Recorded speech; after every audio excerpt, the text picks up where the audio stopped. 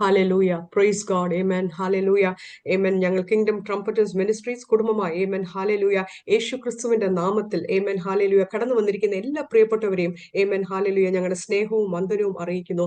ഇന്നത്തെ വചന ശുശ്രൂഷ, ഇന്ന് പാടാൻ പോകുന്ന പാട്ടുകൾ Amen. പ്രബോധനങ്ങൾ എല്ലാവർക്കും ഒരു അനുഗ്രഹമാക്കി കർത്താവ് തീർത്തതെ ഓർത്ത് Amen. Hallelujah. കർത്താവിന് നന്ദി പറയുന്നു. Amen. Hallelujah.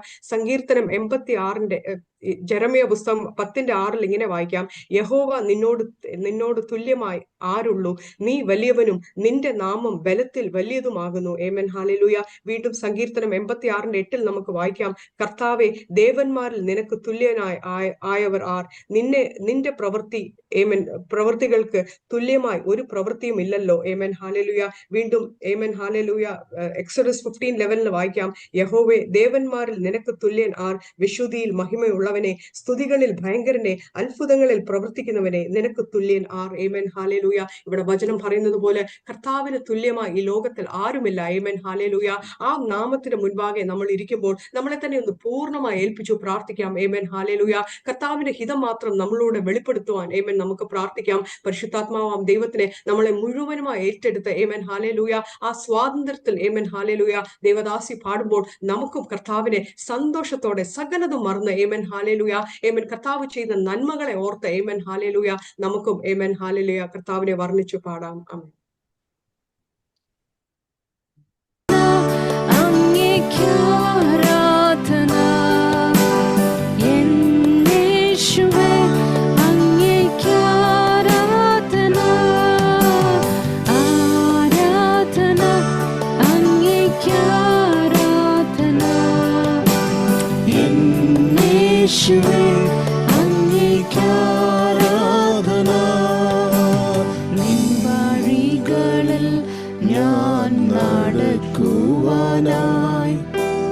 വഴികാട്ടിയായി എന്നെ നയിക്കണമേ. വഴികളിൽ നടക്കുവാൻ വിശ്വാസത്തിൽ ഉറപ്പിക്കുവാൻ ക്രിസ്തുവെന്ന പാറയിൽ നിർത്തിയിടേ.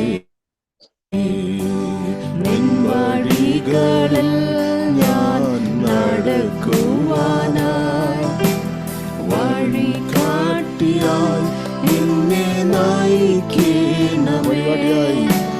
വിശ്വാസത്തിൽ എന്നെ ഉറപ്പിക്കുവാൻ ക്രിസ്തുവെന്ന പാറയിൽ നിർത്തിയിടണമേ.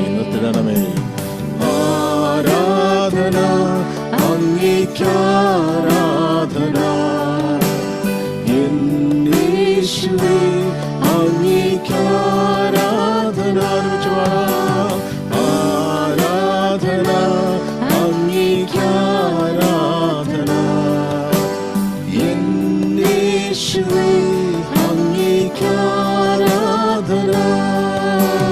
ആരാധന അങ്ങേക്കാരാധന, യേശുവേ അങ്ങേക്കാരാധന.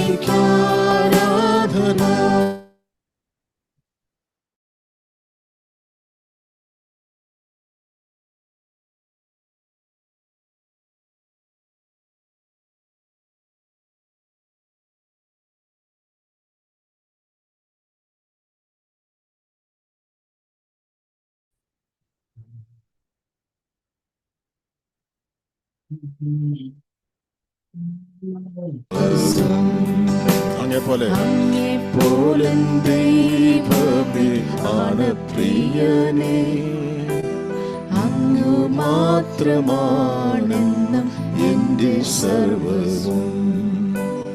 ആരാധന അങ്ങേക്കാരാധന, യേശുവേ അങ്ങേക്കാരാധന.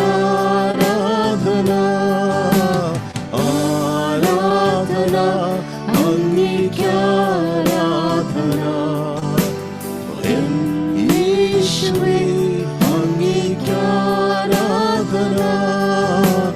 ആരാധന അങ്ങേക്കാരാധന, യേശുവേ അങ്ങേക്കാരാധന. ദൈവം വിളിച്ചിരിക്കുന്നത് ആ ജീവിക്കുന്ന ദൈവത്തെ സത്യത്തിനും ആത്മാവിനും ആരാധിക്കുവാനാണ്. ആരാധനയും സ്തുതിയും സ്തോത്രവും മഹത്വവും പുകഴ്ചയും സർവശക്തനായ ദൈവത്തിന് മാത്രമാണ്. നമ്മുടെ ശരീരങ്ങളിൽ ആലയമായ ദൈവകരങ്ങളിലേക്ക് ഏൽപ്പിക്കാം. ഇന്ന് സകലത്തിൻ്റെ മേലും കർത്തൃത്വമുള്ളവൻ ദൈവമാണ്. സകല സൃഷ്ടിചരാചരങ്ങളുടെയും ഉടയവൻ ദൈവമാണ്. സകലത്തിൻ്റെ മേൽ ഉന്നതനായിരിക്കുന്ന ദൈവമാണ്. ആ ദൈവം കരുണയും ദൈവമുള്ളവനാണ്. ആദിയും അനന്തവുമായ ആൽഫമേഗയുമായ ദൈവത്തെയാണ് നമ്മൾ ആരാധിക്കുന്നത്. ക്രൂശ് ചുമന്ന് നമുക്ക് വേണ്ടി കാൽവിടെ അതേ കൊലക്കളത്തിൽ നമുക്ക് വേണ്ടി ജീവനെ അർപ്പിച്ച ഒരു നല്ല കർത്താവിനെ നമ്മൾ ആരാധിക്കുന്നത്. ഇന്ന് ആ കർത്താവ് മരണത്തെ ജയിച്ച് ജയാളിയായി ദൈവത്തിൻ്റെ വലത്ത് ഭാഗത്ത് ഭൂഷണായിരിക്കുന്നു. അത് ദൈവസന്നിധിയോളം കടന്നെന്ന് നമുക്ക് വേണ്ടി യാഗമായി തീർന്ന് നമുക്ക് വേണ്ടി നിത്യരക്ഷ ഒരുക്കിയ ആ കർത്താവിനെ എത്ര സ്തുതിച്ചാലും മതിയാകത്തില്ല. സ്തോത്രം. ഇന്ന് ആ കർത്താവിൻ്റെ മഹത്വം എന്ന് കർത്താവ് പറഞ്ഞു, നിങ്ങൾ സ്തുതിച്ചില്ലെങ്കിൽ, നിങ്ങൾ മഹത്വപ്പെടുത്തിയില്ലെങ്കിൽ ഈ കല്ലുകൾ ആർക്കുമെന്ന് ഈ കർത്താവായ യേശു ക്രിസ്തു ആമേൻ ആമേൻ തനിക്ക് തന്നെ ഹോസാന പാടിയ ആ ജനത്തോട് കർത്താവ് പറയുന്നുണ്ട്. അങ്ങനെയാണെങ്കിൽ ഒരുമിച്ച് മഹത്വത്തിന് യോഗ്യനായവന് ഇന്ന് മഹത്വം കൊടുക്കാൻ നമുക്ക് ഒരുമിച്ച് കർത്താവിന് മഹത്വം എവിടെയാണെങ്കിൽ നമുക്ക് കർത്താവിനെ ഒരുമിച്ച് സ്തോത്രം ചെയ്യാം. സ്തുതി പാടിടും ഞാൻ, വൻ കൃപയെ എന്നും ഓർത്തിടും ഞാൻ. ഹല്ലേലൂയ സ്തുതി പാടിടും ഞാൻ, വൻ കൃപയെ എന്നും ഓർത്തിടും ഞാൻ. പരിശുദ്ധനെ കരുണാനിധിയെ സ്തുതികൾക്കെല്ലാം യോഗ്യനായവനേ. പരിശുദ്ധനെ കരുണാനിധിയെ സ്തുതികൾക്കെല്ലാം യോഗ്യനായവനേ. ഹല്ലേലൂയ സ്തുതി പാടിടും ഞാൻ, വൻ കൃപയെ എന്നും ഓർത്തിടും ഞാൻ. ഹല്ലേലൂയ സ്തുതി പാടിടും ഞാൻ, വൻ കൃപയെ എന്നും ഓർത്തിടും ഞാൻ. പരിശുദ്ധനെ കരുണാനിധിയെ സ്തുതികൾക്കെല്ലാം യോഗ്യനായവനേ. പരിശുദ്ധനെ കരുണാനിധിയെ സ്തുതികൾക്കെല്ലാം യോഗ്യനായവനേ. സകലത്തെയും സൃഷ്ടി ചെയ്തവനേ, സകലത്തിനും പരിപാലകനേ. സകലത്തെയും സൃഷ്ടി ചെയ്തവനേ, സകലത്തിനും പരിപാലകനേ. സകലതിനും പരമോന്നതനേ, സർവശക്തനും സർവജ്ഞാനിയും നീ. സകലത്തിനും പരമോന്നതനേ, സർവശക്തനും സർവജ്ഞാനിയും നീ. സകലതിനും പരമോന്നതനേ, സർവശക്തനും സർവജ്ഞാനിയും നീ. ഹല്ലേലൂയ സ്തുതി പാടിടും ഞാൻ, വൻ കൃപയെ എന്നും ഓർത്തിടും ഞാൻ. ഹല്ലേലൂയ സ്തുതി പാടിടും ഞാൻ, വൻ കൃപയെ എന്നും ഓർത്തിടും ഞാൻ. പരിശുദ്ധനെ കരുണാനിധിയെ സ്തുതികൾക്കെല്ലാം യോഗ്യനായവനേ. ഓ പരിശുദ്ധനെ കരുണാനിധിയെ സ്തുതികൾക്കെല്ലാം യോഗ്യനായവനേ. കരുണയും ദയയും ഉള്ളവനേ, മനസ്സലിയുന്ന മഹാപ്രഭുവേ. കരുണയും ദയയും ഉള്ളവനേ, മനസ്സലിയുന്ന മഹാപ്രഭുവേ. വാത്സല്യത്തോടെന്നെ ചേർത്തവനേ, മാറാത്ത സ്നേഹം പകർന്നവനേ. വാത്സല്യത്തോടെന്നെ ചേർത്തവനേ, മാറാത്ത സ്നേഹം പകർന്നവനേ. വാത്സല്യത്തോടെന്നെ ചേർത്തവനേ, മാറാത്ത സ്നേഹം പകർന്നവനേ. ഹല്ലേലൂയ സ്തുതി പാടിടും ഞാൻ, വൻ കൃപയെ എന്നും ഓർത്തിടും ഞാൻ. ഹല്ലേലൂയ സ്തുതി പാടിടും ഞാൻ, വൻ കൃപയെ എന്നും ഓർത്തിടും ഞാൻ. പരിശുദ്ധനെ കരുണാനിധിയെ സ്തുതികൾക്കെല്ലാം യോഗ്യനായവനേ. പരിശുദ്ധനെ കരുണാനിധിയെ സ്തുതികൾക്കെല്ലാം യോഗ്യനായവനേ.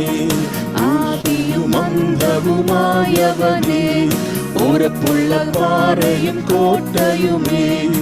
ആദിയും അന്തവുമായവനേ, ഉറപ്പുള്ള പാറയും കോട്ടയുമേ.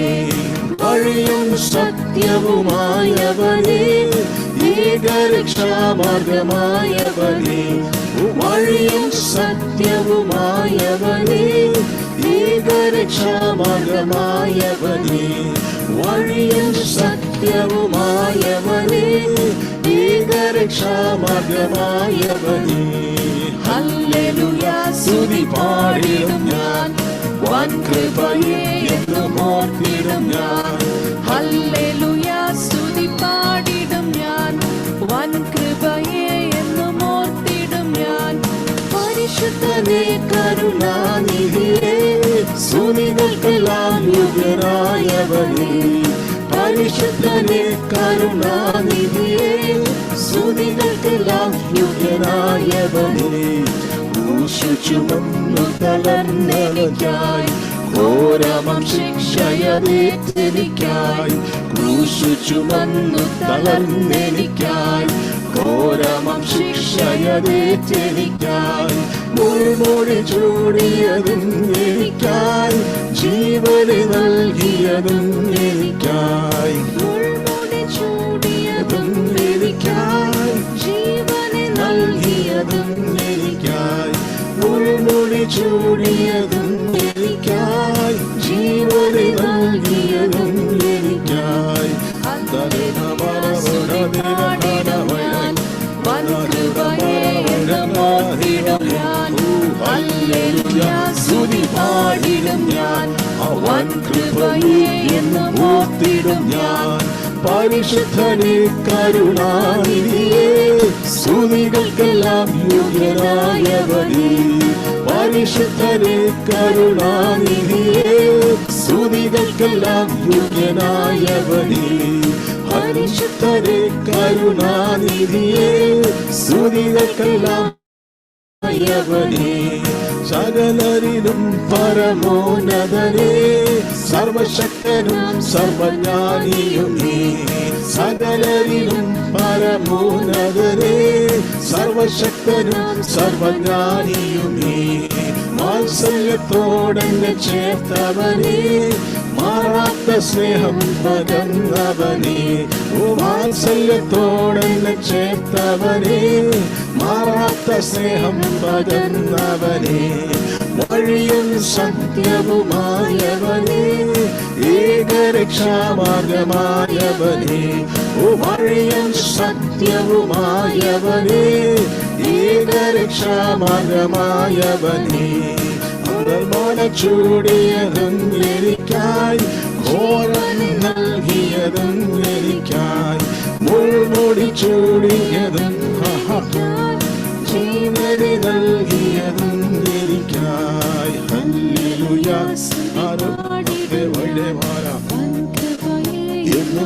എന്നും ഓർക്കും. ഹല്ലേലൂയ സ്തുതി പാടിടും ഞാൻ, വൻ കൃപയെ എന്നും ഓർത്തിടും ഞാൻ. പരിശുദ്ധനേ കരുണാനിധിയേ, സ്തുതികൾക്കെല്ലാം യോഗ്യനായവനേ. കരുണാനിധിയേ, സ്തുതികൾക്കെല്ലാം യോഗ്യനായവനേ. പരിശുദ്ധനേ കരുണാനിധിയേ, സ്തുതികൾക്കെല്ലാം യോഗ്യനായവനേ.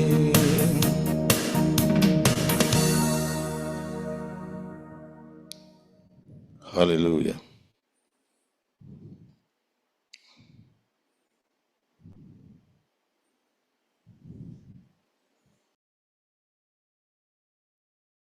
Price lord. ദൈവം നാം മഹത്വപ്പെടുമാറാകട്ടെ. ഇന്ന് രാത്രിയിൽ കർത്താവിന്റെ സന്നിധിയിലായിരിക്കാൻ കർത്താവ് നൽകുന്ന കൃപകൾക്കായി കർത്താവിന് സ്തോത്രം ചെയ്യുന്നു. ദൈവം നമ്മെ ധാരാളമായി അനുഗ്രഹിക്കുമാറാകട്ടെ. ഉപവാസ പ്രാർത്ഥന നമ്മുടെ ജീവിതത്തിലൊക്കെ ഏറ്റവും അനുഗ്രഹമാക്കി ദൈവം മാറ്റട്ടെ. യെശയ്യാ പ്രവാചകന്റെ പുസ്തകം 41-ാം അധ്യായം അതിന്റെ 10 മുതലുള്ള വാക്യങ്ങൾ നമുക്ക് വളരെ സുപരിചിതമാണ്. അവിടെ നമുക്ക് ചില കാര്യങ്ങൾ കർത്താവിന്റെ കരത്തിന്റെ വല്ലഭത്വം നമുക്ക് അവിടെ മനസ്സിലാക്കുവാനായിട്ട് സാധിക്കുന്നുണ്ട്. നമ്മൾ വീണു പോകാമായിരുന്ന അവസ്ഥകളിൽ, തകർന്നു പോകാമായിരുന്ന അവസ്ഥകളിലൊക്കെ കർത്താവിന്റെ താങ്ങുന്ന കരങ്ങളാണ് നമ്മെ സംരക്ഷിച്ചത്, നമ്മെ സൂക്ഷിച്ചത്, നമ്മളെ പരിപാലിച്ചത്. ആ കർത്താവിന്റെ കരം നമ്മുടെ കൂടെ ഇല്ലായിരുന്നെങ്കിൽ പലപ്പോഴും നാം തകർന്നു പോകാമായിരുന്നു. പക്ഷേ കർത്താവ് നമ്മളെ കൈവിട്ടില്ല, കർത്താവിന്റെ കരം നമ്മോട് കൂടെ ഇരുന്നു എന്ന് നമുക്ക് കാണുവാനായിട്ട് സാധിക്കുന്നു. Price God, hallelujah. യെശയ്യാപ്രവാചകന്റെ പുസ്തകം 41 അധ്യായം അതിന്റെ 10 വാക്യത്തിൽ ഇങ്ങനെ വായിക്കുന്നുണ്ട്: നീ ഭയപ്പെടേണ്ട, ഞാൻ നിന്നോട് കൂടെയുണ്ട്. ഭ്രമിച്ചു നോക്കേണ്ട, ഞാൻ നിന്റെ ദൈവമാകുന്നു. ഞാൻ നിന്നെ ശക്തീകരിക്കും, ഞാൻ നിന്നെ സഹായിക്കും. എന്റെ നീതിയുള്ള വലം കൈ കൊണ്ട് ഞാൻ നിന്നെ താങ്ങും. Praise God, hallelujah. അങ്ങനെ ദൈവം ഇസ്രായേലിനോട് പറയുന്ന ചില വചനങ്ങളെ കുറിച്ച് നമുക്ക് കാണുവാനായിട്ട് സാധിക്കുന്നത്, തന്നെ ഭയപ്പെടുത്തുന്ന പല മേഖലകൾ തനിക്ക് ചുറ്റുമുണ്ടായിരുന്നു, അല്ലെങ്കിൽ ഭീതിപ്പെടുത്തുന്ന അവസ്ഥകൾ ഉണ്ടായിരുന്നു. പക്ഷേ കർത്താവ് പറയുകയാണ്, ഞാൻ നിന്നോട് കൂടെ ഉണ്ട്, നീ ഭയപ്പെടേണ്ട, നീ ഭ്രമിച്ചു നോക്കേണ്ട, എന്റെ നീതിയുള്ള വലം കൈ കൊണ്ട് ഞാൻ നിന്നെ താങ്ങും. Praise God, hallelujah. തളരാവുന്ന നിമിഷങ്ങളുണ്ട്, പക്ഷേ ദൈവം പറയുകയാണ്, എന്റെ നീതിയുള്ള വലം കൈ കൊണ്ട് ഞാൻ നിന്നെ താങ്ങും. Praise God. അതുകൊണ്ട് അതിന്റെ താഴെയുള്ള വാക്യങ്ങളിൽ വായിക്കുന്ന ദൈവത്തിന്റെ ഒരു സംരക്ഷണം, പ്രൈസ് ഗോഡ്, ഹല്ലേലൂയ, അവർക്കെതിരെ നിന്നവരെയൊക്കെ അല്ലെങ്കിൽ അവിടെ ആ എതിർപ്പുകളൊക്കെ മാറുന്നതായിട്ട്, അവരെ ദൈവം സംരക്ഷിക്കുന്നതായിട്ട് കാണുവാനായിട്ട് സാധിക്കുന്നുണ്ട്. Praise God. എന്നാൽ അതിന് ശേഷം നമ്മൾ വായിക്കുമ്പോൾ പിന്നെയും അവിടെ വായിക്കുകയാണ്. അതിന്റെ 13 വാക്യത്തിൽ ഇങ്ങനെ വായിക്കുന്നു: നിന്റെ ദൈവമായ യഹോവ എന്ന ഞാൻ നിന്റെ വലങ്കൈ പിടിച്ച് നിന്നോട് ഭയപ്പെടേണ്ട, ഞാൻ നിന്നെ സഹായിക്കും എന്ന് പറയുന്നു. Price God, hallelujah. ദൈവം അവിടെ വലങ്കൈക്ക് പിടിച്ചിരിക്കുകയാണ്. Price God, hallelujah. വലങ്കൈക്ക് പിടിച്ചിട്ട് പറയണം, ഭയപ്പെടേണ്ട, ഞാൻ നിന്നെ സഹായിക്കും. Price God, hallelujah. അപ്പൊ ദൈവം കൊടുക്കുന്ന ഒരു ഉറപ്പായിരുന്നു. പ്രൈസ് ഗോഡ്, ഞാൻ നിന്റെ വലങ്കൈക്ക് പിടിച്ചിട്ടുള്ളത് കൊണ്ട് നിന്നെ കുറച്ച് നിൽക്കാൻ കഴിയും. പ്രൈസ് ഗോഡ്, കാരണം ഞാനാണ് നിന്നെ സഹായിക്കുന്നതെന്ന് ദൈവം പറയുകയാണ്. എന്നിട്ട് പറയുകയാണ്, പുഴുവായ യാക്കോബേ, പ്രൈസ് ഗോഡ്, ഹല്ലേലൂയ, ഇസ്രായേൽ പരിശേ, ഭയപ്പെടേണ്ട, ഞാൻ നിന്നെ സഹായിക്കുമെന്ന് യഹോവ അരുളി ചെയ്യുന്നു. നിന്റെ വീണ്ടെടുപ്പുകാരൻ ഇസ്രായേലിന്റെ പരിശുദ്ധൻ തന്നെ, ഇതാ ഞാൻ നിന്നെ പുതിയതും മൂർച്ചയുള്ളതും പല്ലേറിയതുമായ മെതിവണ്ടിയാക്കി തീർക്കുന്നു. Price God, hallelujah. അവിടെ പറയുകയാണ്, പുഴുവായ യാക്കോബ്. Praise God. തനിക്ക് ശ്രേഷ്ഠതകളൊന്നും പറയാനില്ല. തന്റെ അവസ്ഥകൾ എന്ന് പറഞ്ഞാൽ പുഴുവായ യാക്കോബ്, പുഴുവായ ഒരു അവസ്ഥയാണ്. Price God, hallelujah. ഏറ്റവും മൃദുലമായ, ഏറ്റവും പറയത്തക്കതായിട്ടൊന്നുമില്ലാത്ത ഒരു ചെറിയൊരു ഒരു പുഴുവിനെ അവിടെ ഉപമിച്ചുകൊണ്ട് പറയണം, പുഴുവായ യാക്കോബെ.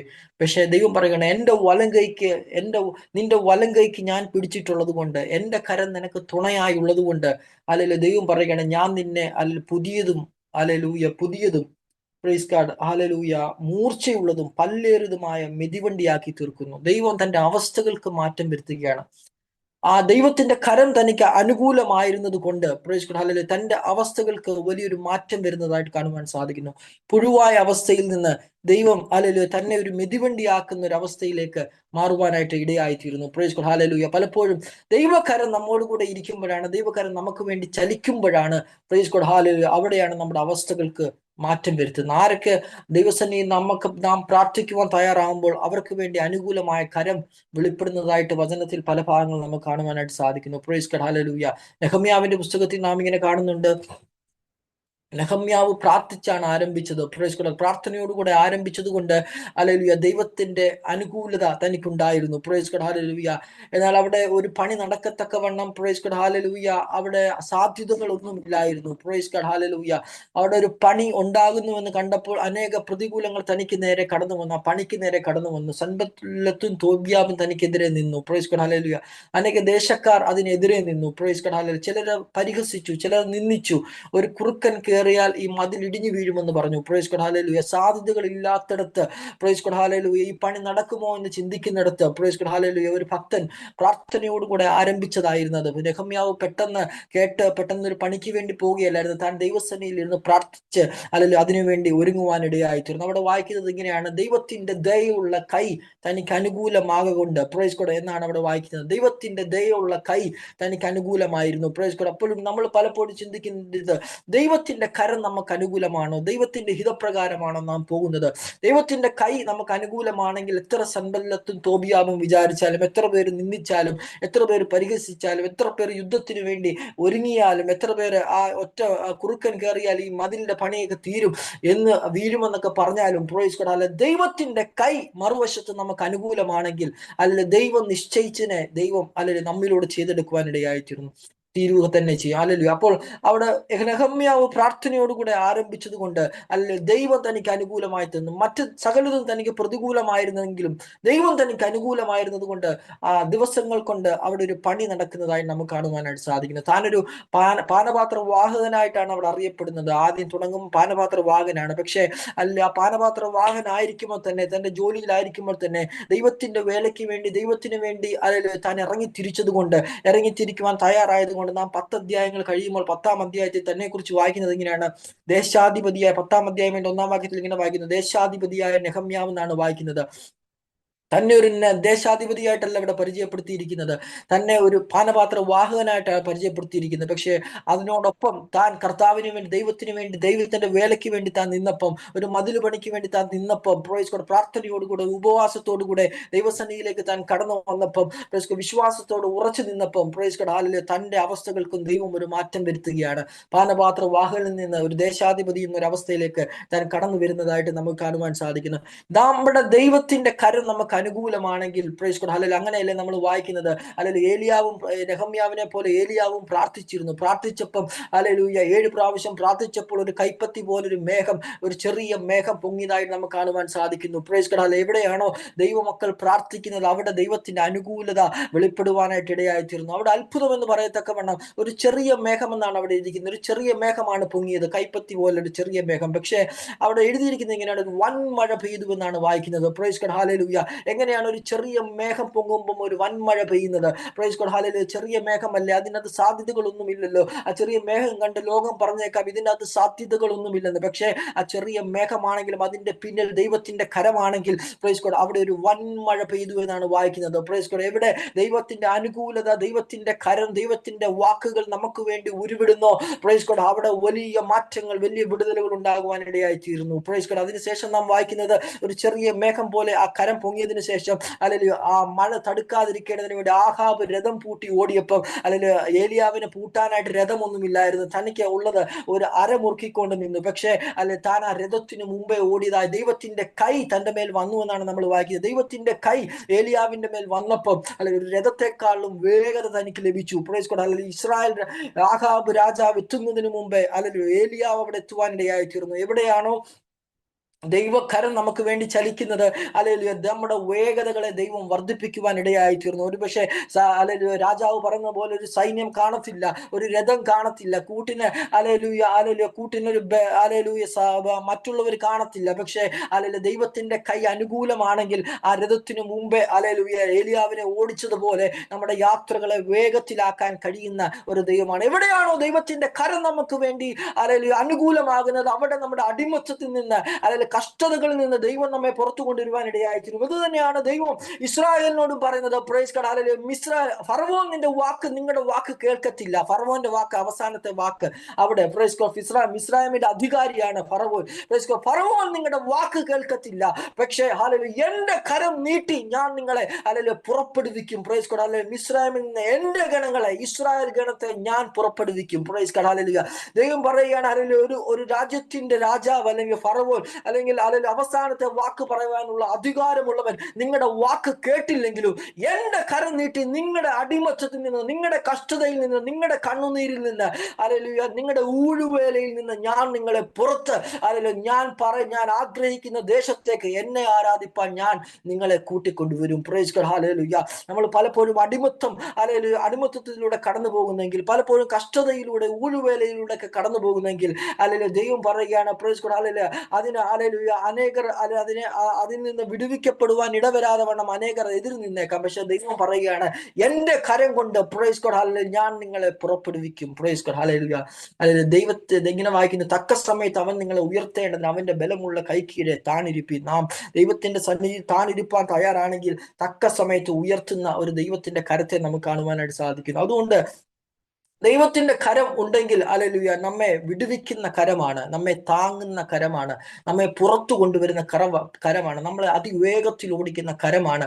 ആ കരത്തിന് ഒത്തിരി പ്രത്യേകതകളുണ്ട്. ആ കരത്തിന്റെ ശക്തി ആഴമേറിയ ശക്തിയാണ്. ആ യെശയ്യാ പ്രവാചകന്റെ പുസ്തകം 41:40-12 ദൈവത്തിന്റെ കരത്തിന്റെ പ്രത്യേകത ഇതാണ് വായിക്കുന്നത്.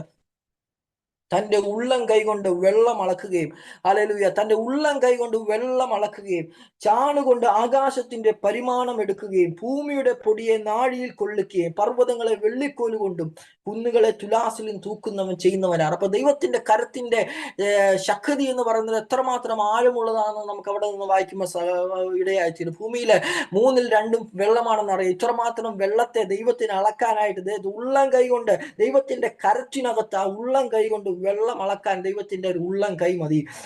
ചാടുകൊണ്ട് ആകാശത്തിന്റെ പരിമാണം എടുക്കുന്നവൻ, അങ്ങേയറ്റം മുതൽ ഇങ്ങേയറ്റം മുതൽ ആകാശത്തിന്റെ പരിണാമം എടുക്കാൻ കർത്താവ് ഒന്ന് കൈ വിരിച്ചാൽ മതി. Price God, hallelujah. ഇങ്ങനെ നമ്മൾ വായിക്കുന്നത് അവന്റെ കരം ആ ഭൂമിക്ക് അടിസ്ഥാനം ഇട്ടു, അവന്റെ കരം കൊണ്ട് ആകാശത്തെ വിരിച്ചു എന്നൊക്കെ നമ്മൾ വായിക്കുന്നു. Price God, hallelujah.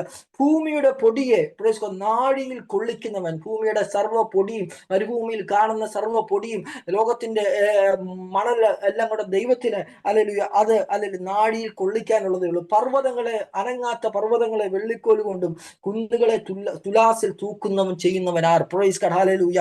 ദൈവത്തിന് ഇതൊക്കെ എത്ര നിസ്സാരമാണെന്ന് നമുക്ക് കാണുവാൻ സാധിക്കുന്നു. ആ കരത്തിൽ നമ്മെ ഒന്ന് ഏൽപ്പിച്ചു കൊടുത്താൽ, ഹല്ലേലൂയ, ഏലിയാവിനെ പോലെ നെഹമ്യാവിനെ പോലെ നാം ഒന്ന് പ്രാർത്ഥിക്കാൻ തയ്യാറായാൽ, പ്രൈസ് ഗോഡ്, തീർച്ചയായിട്ടും ആ കരം നമുക്ക് അനുകൂലമായിട്ട് തന്നെ നിൽക്കാൻ ഇടയായി തീരും. പലപ്പോഴും ഞാൻ പറയും എന്നെ കൊണ്ട് ഇത് സാധ്യമല്ല. പ്രൈസ് ഗോഡ്, ദൈവം നമ്മെ കുറിച്ചൊക്കെ ചിലതൊക്കെ പദ്ധതി ഇടുമ്പോൾ ഞാൻ പറയും നമ്മളെ കൊണ്ട് ഇതൊന്നും സാധ്യമല്ല, എന്നെ കൊണ്ട് ദൈവം ഇതൊന്നും ചെയ്യിപ്പിക്കത്തില്ല, എനിക്കതിനുള്ള കൃപയില്ല, വരമില്ലെന്നൊക്കെ നമ്മൾ പറയും. പക്ഷെ ഇത് തന്നെയാണ് യിരെമ്യാവ് പറഞ്ഞത്. പ്രൈസ്, താൻ പറഞ്ഞു, പ്രൈസ്, ഞാനൊരു ബാലനാണ്, എനിക്ക്, ഹല്ലേലൂയ, എനിക്ക് സംസാരിക്കാനുള്ള കഴിവില്ല എന്നൊക്കെ പറഞ്ഞ് താൻ ദൈവത്തിന്റെ പദ്ധതികളിൽ നിന്ന് പിന്തിരിയുവാൻ തയ്യാറായി. ഹല്ലേലൂയ. ദൈവം പറഞ്ഞു, ഞാൻ നിന്നെ അമ്മയുടെ ഉദരത്തിൽ ഉരുവാകുന്നതിന് മുമ്പ് ഞാൻ നിന്നെ അറിഞ്ഞിരിക്കുന്നു എന്ന് യിരെമ്യാവിനോട് പറയുവാൻ ഇടയായി തീർന്നു. അങ്ങനെ മാറി നിൽക്കുവാൻ യിരെമ്യാവ് തയ്യാറാകുമ്പോൾ, ഹല്ലേലൂയ, തന്നെ മുൻപോട്ട് കൊണ്ടുവരുവാൻ ദൈവത്തിന്റെ കൈ തന്റെ നാവിന്മേൽ തൊട്ടു എന്ന് നമ്മൾ വായിക്കുന്നു. ദൈവത്തിന്റെ കൈ, അല്ലെങ്കിൽ തന്റെ നാവിന്മേൽ തൊട്ട് വചനത്തെ കൊടുത്തു എന്ന് നമ്മൾ വായിക്കുന്നു. Price God, hallelujah. എന്നെ കൊണ്ട് ഇതൊന്നും സാധ്യമല്ല എന്ന് പറഞ്ഞ് താൻ പിന്തിരിഞ്ഞു നിന്നപ്പോൾ ദൈവം പറയുക, ഞാൻ നിന്നെ അയക്കും. Price God, hallelujah. ജാതികളുടെ നടുവിൽ ഞാൻ നിന്നെ അയക്കും, ഞാൻ നിന്നെ ഒരു പ്രവാചകനായി തിരഞ്ഞെടുത്തിരിക്കുന്നു എന്ന് പറഞ്ഞിട്ട്, അല്ലെങ്കിൽ തനിക്ക് കരുത്തു പകരുവാൻ ദൈവത്തിന്റെ കരസ്പർശനം തന്റെ നാവിന്മേൽ തൊട്ടിട്ട്, അല്ലെങ്കിൽ പറഞ്ഞു, എന്റെ വചനം ഞാൻ നിന്റെ നാവിന്മേൽ തന്നിരിക്കുന്നു. Price God, hallelujah. അങ്ങനെയാണെങ്കിൽ ദൈവത്തിന്റെ കരം, പ്രൈസ് ഗോഡ്, അനേക കാര്യങ്ങൾ ചെയ്യുന്നതായിട്ട് നമുക്ക് കാണുവാനായിട്ട് സാധിക്കുന്നു. എവിടെയാണോ ദൈവത്തിന്റെ കരം നമുക്ക് വേണ്ടി ചലിക്കുന്നത്, ദൈവത്തിന്റെ കരം ഒരു സംരക്ഷണമാണ്. യോഹന്നാന്റെ സുവിശേഷത്തിൽ നമ്മൾ വായിക്കുന്നുണ്ട്, അതിന്റെ 10-ാം അധ്യായം അതിന്റെ 27 മുതൽ 29 മുതൽ വാക്യങ്ങളിൽ, അതിലെ ദൈവം, കർത്താവ് പറയണ, എന്റെ കയ്യിൽ നിന്ന് പിടിച്ചു പറിക്കുവാൻ കർത്താവിനെ അനുഗമിക്കുന്ന ഒരു വ്യക്തിയെ, പ്രൈസ് ഗോഡ്, പലപ്പോഴും ഭയങ്ങൾ നേരിടാറുണ്ട് നമ്മുടെ ജീവിതത്തിൽ. അല്ലെങ്കിൽ എങ്ങനെയായിത്തീരും, എന്തായിത്തീരും, പ്രൈസ് ഗോഡ്, ഹല്ലേലൂയ, ഈ വിഷയങ്ങളെ എങ്ങനെ നമ്മൾ അഭിമുഖീകരിക്കുമെന്നൊക്കെ ചിന്തിക്കുമ്പോൾ ഇവിടെ ഒരു ഉറപ്പ്, അല്ലെങ്കിൽ കർത്താവിനെ അനുഗമിക്കുന്നവർക്ക് വേണ്ടി ഒരു ആടുകൾ അനുഗമിക്കുന്ന പോലെ നമ്മൾ അനുഗമിക്കുവാൻ തയ്യാറാകുമ്പോൾ, കർത്താവിനെ അനുഗമിക്കുവാൻ തയ്യാറാകുമ്പോൾ അവർക്ക് കൊടുക്കുന്ന ദൈവത്തിന്റെ വാക്കാണ് 10-ാം അധ്യായം അതിന്റെ 27, 28, 29 വാക്യങ്ങൾ. Price God, hallelujah.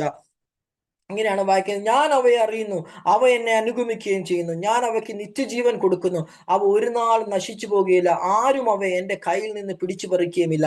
അവയെ തന്നിരിക്കുന്ന എന്റെ പിതാവ് എല്ലാവരിലും വലിയവൻ, പിതാവിന്റെ കയ്യിൽ നിന്ന് പിടിച്ചു പറിക്കുവാൻ ആർക്കും കഴിയുകയില്ല. അത് ദൈവം കൊടുത്തിരിക്കുന്ന ഒരു വാക്തത്വ വചനം പോലാണ്. Price God, hallelujah. കർത്താവ് പറയുകയാണ്, അല്ലെങ്കിൽ കർത്താവിനെ അനുഗമിക്കുന്നവരെ കുറിച്ച് അവിടെ പറയുകയാണ്, ഹല്ലേലൂയ, ആർക്കും കരത്തിൽ നിന്ന് പിടിച്ചു പറിക്കുവാൻ സാധ്യമല്ല, ദൈവം വലിയവനാണ്, പ്രൈസ് ഗോഡ്, എന്ന് അവിടെ കാണുവാൻ സാധിക്കുന്നു. Praise God. അപ്പൊ ദൈവത്തിന്റെ സംരക്ഷണം നമുക്ക് അവിടെ കാണുവാനായിട്ട് സാധിക്കുന്നുണ്ട്. Price God, hallelujah. ദൈവകരം എവിടേക്ക് ചലിക്കുന്ന കർത്താവ്, ഹല്ലേലൂയ, ഈ ശുശ്രൂഷയിൽ ഇവിടെ 3.5 വർഷമായിരുന്നപ്പോൾ കർത്താവ്, ഹല്ലേലൂയ, അനേക രോഗികളെ തൊട്ട് സൗഖ്യമാക്കി, കുരുടരെ കർത്താവ് തൊട്ട് സൗഖ്യമാക്കി, ചെകിടരെ യേശു തൊട്ട് സൗഖ്യമാക്കി കാണുവാനായിട്ട് സാധിക്കുന്നു. മരിച്ചവരെ പോലും കർത്താവ് കരം പിടിച്ച്, ഹല്ലേലൂയ, എഴുന്നേൽപ്പിച്ചതായി നമുക്ക് കാണുവാൻ സാധിക്കുന്നു. Praise God. കർത്താവിന്റെ കരം അവിടെ എല്ലാം മരിച്ചവർക്ക് വേണ്ടി, രോഗികൾക്ക് വേണ്ടി എല്ലാം വെളിപ്പെടുന്നതായി കാണുവാൻ സാധിക്കുന്നു. കുഷ്ഠരോഗികളെ ആരും തൊടത്തില്ല, അങ്ങനെ നിയമം അതിന് അനുവദിക്കത്തില്ല. പക്ഷെ കുഷ്ഠരോഗിയെ പോലും യേശു തൊട്ട് സൗഖ്യമാക്കിയതായി കാണുവാൻ സാധിക്കുന്നു. Price God, hallelujah. യേശു ക്രിസ്തു മരിക്കുമ്പോൾ, പ്രൈസ് ഗോഡ്, ഹല്ലേലൂയ, ആ കരത്ത്,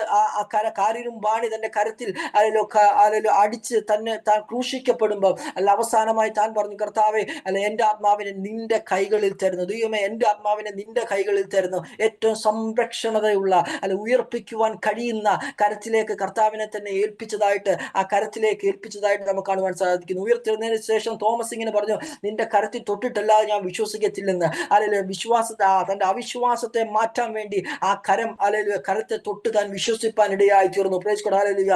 അപ്പൊ കർത്താവിന്റെ കരം വിശ്വാസത്തെ വർദ്ധിപ്പിക്കുവാൻ ഇടയായി തീർന്നു. കർത്താവിന്റെ കരം, ഹല്ലേലൂയ ഹല്ലേലൂയ, അപ്പൊ കർത്താവ് പ്രാർത്ഥിച്ച് നാം പ്രാർത്ഥിക്കുന്നുവെങ്കിൽ കർത്താവിന്റെ കൈയുടെ അനുകൂലത നമുക്കുണ്ടാകുവാനായിട്ട് ഇടയായി തീരും. Price God, hallelujah. എന്റെ വാക്കുകളെ ചുരുക്കട്ടെ. Praise God. അങ്ങനെയാണെങ്കിൽ നാം കർത്താവിന്റെ കരങ്ങളിലേക്ക് താഴ്ത്തി ഏൽപ്പിക്കാൻ തയ്യാറാണെങ്കിൽ, പ്രൈസ് ഗോഡ്, ഹല്ലേലൂയ, ഒരു വാക്ക് നമുക്ക് പ്രാർത്ഥിക്കാം. കർത്താവിന്റെ കരങ്ങളിലേക്ക് നമ്മെ തന്നെ താഴ്ത്തി ഏൽപ്പിച്ച് നാം പ്രാർത്ഥിക്കുവാൻ തയ്യാറാണെങ്കിൽ, പ്രൈസ് ഗോഡ്, ഹല്ലേലൂയ, നാം കേട്ടതുപോലെ ഹല്ലേലൂയ, പുഴുവായ യാക്കോബെ ഞാൻ നിന്നെ ഹല്ലേലൂയ മൂർച്ചയുള്ളതായ മെതിവണ്ടിയാക്കുമെന്ന് വായിച്ചതുപോലെ ദൈവത്തിന്റെ കരം യാക്കോബിന് വേണ്ടി പുഴുവായിരിക്കാം. യാക്കോബ് പ്രതീക്ഷകൾക്ക് ഹല്ലേലൂയ ഒന്നും പ്രതീക്ഷിക്കാൻ കാണത്തില്ല, ചുറ്റിനും ശത്രുക്കൾ കാണും. പക്ഷെ ദൈവം പറയണം, എന്റെ നീതിയുള്ള വലം കൈ കൊണ്ട് ഞാൻ നിന്നെ താങ്ങും, എന്റെ വലം കൈക്ക് നിന്റെ വലം കൈക്ക് ഞാൻ നിന്നെ പിടിച്ചിരിക്കുന്നു. അപ്പൊ തന്റെ അവസ്ഥകൾക്ക് ദൈവം ഒരു മാറ്റം വരുത്തുകയാണ്. Praise God, hallelujah. നെഹമ്യാവിന്റെ ജീവിതത്തിൽ പ്രാർത്ഥനയോടുകൂടെ ആരംഭിച്ചപ്പോൾ ദൈവത്തിന്റെ കരം അനുകൂലതയുള്ളായിരുന്നത് കൊണ്ട്, ദൈവം തന്റെ കൂടെ ഇരുന്നത് കൊണ്ട് മറ്റ് സകലതും ലോകം മുഴുവൻ തനിക്ക് എതിരായിരുന്നെങ്കിലും ദൈവത്തിന്റെ പണി ദൈവം തന്നിലൂടെ ചെയ്തെടുപ്പാൻ ഇടയായി തീർന്നു. ദൈവത്തിന് വേണ്ടി നാം നിൽക്കുമ്പോൾ, ദൈവത്തിന്റെ വേലയ്ക്ക് വേണ്ടി നിൽക്കുമ്പോൾ അനേക തടസ്സങ്ങളും പ്രതിബന്ധങ്ങളും നമ്മുടെ ജീവിതത്തിൽ കടന്നു വന്നിരിക്കാം. പക്ഷേ ദൈവത്തിന്റെ അനുകൂലത, ദൈവത്തിന്റെ കരം നമ്മുടെ വശത്താണെങ്കിൽ, പ്രൈസ് ഗോഡ്, ഹല്ലേലൂയ, ദൈവത്തിന്റെ പണി നമ്മിലൂടെ ചെയ്തെടുപ്പാനിടയായി തീരും. Price God, hallelujah. ഏലിയാവിന് വേണ്ടി ദൈവത്തിന്റെ കരം ചലിച്ചു, തന്റെ വേഗതകളെ ദൈവം വർദ്ധിപ്പിച്ചു. Praise God. വൻമഴ തനിക്ക് വേണ്ടി പെയ്തതായി നമുക്ക് കാണുവാൻ സാധിക്കുന്നു. Price God, hallelujah.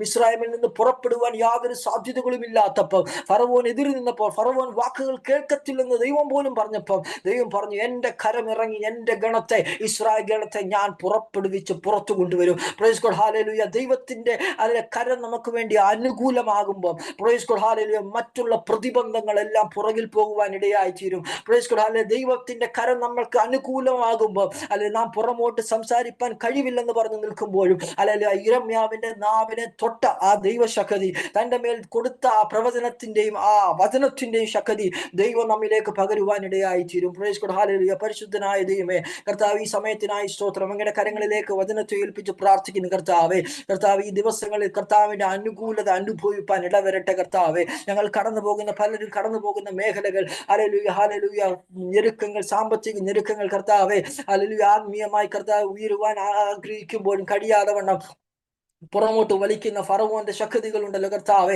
ഹല്ലേലൂയ, അവിടെയും പ്രൈസ് ഗോഡ്, ഹല്ലേലൂയ ഹല്ലേലൂയ, രോഗികളായി കർത്താവെ ഭാരപ്പെടുന്നവർക്ക് വേണ്ടി പ്രാർത്ഥിക്കുന്നു. മാനസികമായി ഭാരവും ഭയവും അനുഭവിക്കുന്നവർക്ക് വേണ്ടി പ്രാർത്ഥിക്കുന്നു കർത്താവെ, ഹല്ലേലൂയ. എന്നാൽ ദൈവത്തിന്റെ കരം ഞങ്ങൾക്ക് അനുകൂലമെന്ന് ഹല്ലേലൂയ അനുഭവിച്ചറിയുവാൻ കർത്താവെ ഇടയാകട്ടെ. കർത്താവെ, പ്രാർത്ഥിക്കുന്നവർക്ക് വേണ്ടി വെളിപ്പെടുന്ന അനുകൂലതയുടെ കരം കർത്താവ് ഈ ദിവസങ്ങളിൽ ഞങ്ങൾക്ക് വേണ്ടി വെളിപ്പെടുന്നത് കാണുവാൻ കർത്താവെ ഇടവരുത്തുമാറാകണമേ എന്ന് പ്രാർത്ഥിക്കുന്നു. കർത്താവ്, ഇതിൽ കൂടി വന്നിരിക്കുന്ന ഓരോ ജീവിതങ്ങൾക്ക് വേണ്ടി പ്രാർത്ഥിക്കുന്നു. കർത്താവെ, അങ്ങയുടെ അത്ഭുതത്തിന്റെ കരം കർത്താവെ വെളിപ്പെടുവാൻ അങ്ങ് ഇടവരുത്തുമാറാകണമേ എന്ന് പ്രാർത്ഥിക്കുന്നു. കർത്താവെ, മുമ്പോട്ട് പോകുവാനുള്ള ദൈവശക്തി കർത്താവെ ഓരോരുത്തരുടെ മേലും പകരുമാറാകണമേ എന്ന് പ്രാർത്ഥിക്കുന്നു. എല്ലാവരുടെ ഭാരങ്ങളെ അങ്ങ് നികർത്തണമേ കർത്താവ്. നീ ഭയപ്പെടേണ്ട, നീ ഭ്രമിച്ചു നോക്കേണ്ട, ഞാൻ നിന്റെ ദൈവമാകുന്നു, ഞാൻ നിന്റെ വലം കൈക്ക് പിടിച്ചിരിക്കുന്നു എന്ന് പറഞ്ഞ ആ ദൈവത്തിന്റെ ശബ്ദം ഞങ്ങളുടെ ചെവികളിൽ, ഞങ്ങളുടെ ഹൃദയങ്ങളിൽ മുഴങ്ങി കേൾപ്പാൻ അങ്ങ് ഇടവരുത്തുമാറാകണമേ എന്ന് പ്രാർത്ഥിക്കും. ഞങ്ങളെ അങ്ങ് വചനത്തിൽ ഉറപ്പിക്കണം.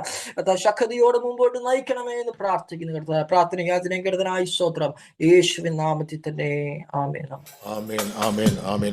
പ്രാർത്ഥനയുടേതായ ദൈവത്തെ സ്തോത്രം ചെയ്യാൻ നമുക്ക് ഒരുമിച്ച് ചേർന്ന് കർത്താവിന് മഹത്വം കൊടുക്കാം. ദൈവത്തിന്റെ കൈ അനുകൂലമെങ്കിൽ അതേ പ്രതികൂലത്തിന് നിലനിൽക്കുവാൻ സാധിക്കത്തില്ല.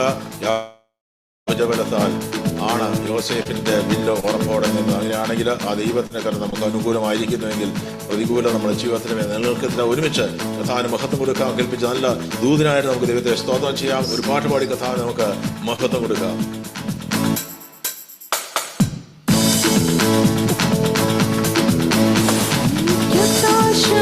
പർവ്വതം കർത്താവേ, നീ മാത്രമെന്നാളുമേ. എനിക്കൊത്താശ വരും പർവ്വതം കർത്താവേ, നീ മാത്രമെന്നാളുമേ. ആകാശഭൂമികൾക്കെല്ലാം ആദിഹേതുവതായവൻ നീയേ. ആകാശഭൂമികൾക്കെല്ലാം ആദിഹേതുവതായവൻ നീയേ. ആശ്രയം എന്നിലായതു മുതലൻ ആദികൾ ഹൃദയമെന്നിലായതു മുതലും ആദികളകുന്നു ഫലം. എനിക്കൊത്താശ വരും പർവ്വതം കർത്താവേ നീ മാത്രമെന്നാളുമേ. എന്നാളുമേ എനിക്കൊത്താശ വരും പർവ്വതം കർത്താവേ കർത്താവേ നീ മാത്രമെന്നാളുമേ. കണ്ണുകളുയർത്തി ഞാൻ നോക്കും എൻ കർത്താവേ നിന്ദയ്ക്കായി. എൻ കണ്ണുകളുയർത്തി ഞാൻ നോക്കും എൻ കർത്താവേ നിന്ദയ്ക്കായി. എണ്ണിയാൽ തീരാ നന്മകൾ തന്നു എന്നെ അനുഗ്രഹിക്കും. എണ്ണിയാൽ തീരാ നന്മകൾ തന്നു വിശ്വാസമേ എന്നെ അനുഗ്രഹിക്കും. എണ്ണിയാൽ തീരാ നന്മകൾ തന്നു എന്നെ അനുഗ്രഹിക്കും. എനിക്കൊത്താശ വരും പർവ്വതം കർത്താവേ നീ മാത്രമെന്നാളുമേ. എനിക്കൊത്താശ വരും പർവ്വതം കർത്താവേ നീ മാത്രമെന്നാളുമേ. എൻ കാൽകൾ വഴുതാതനീശം എന്നെ കാത്തിടുമെന്നവൻ നീയേ. എൻ കാൽകൾ വഴുതാതനീശം എന്നെ കാത്തിടുന്നവൻ നീയേ. കൃപകൾ തന്നും തുണയായി വന്നും നടത്തുന്ന അത്ഭുതമായി.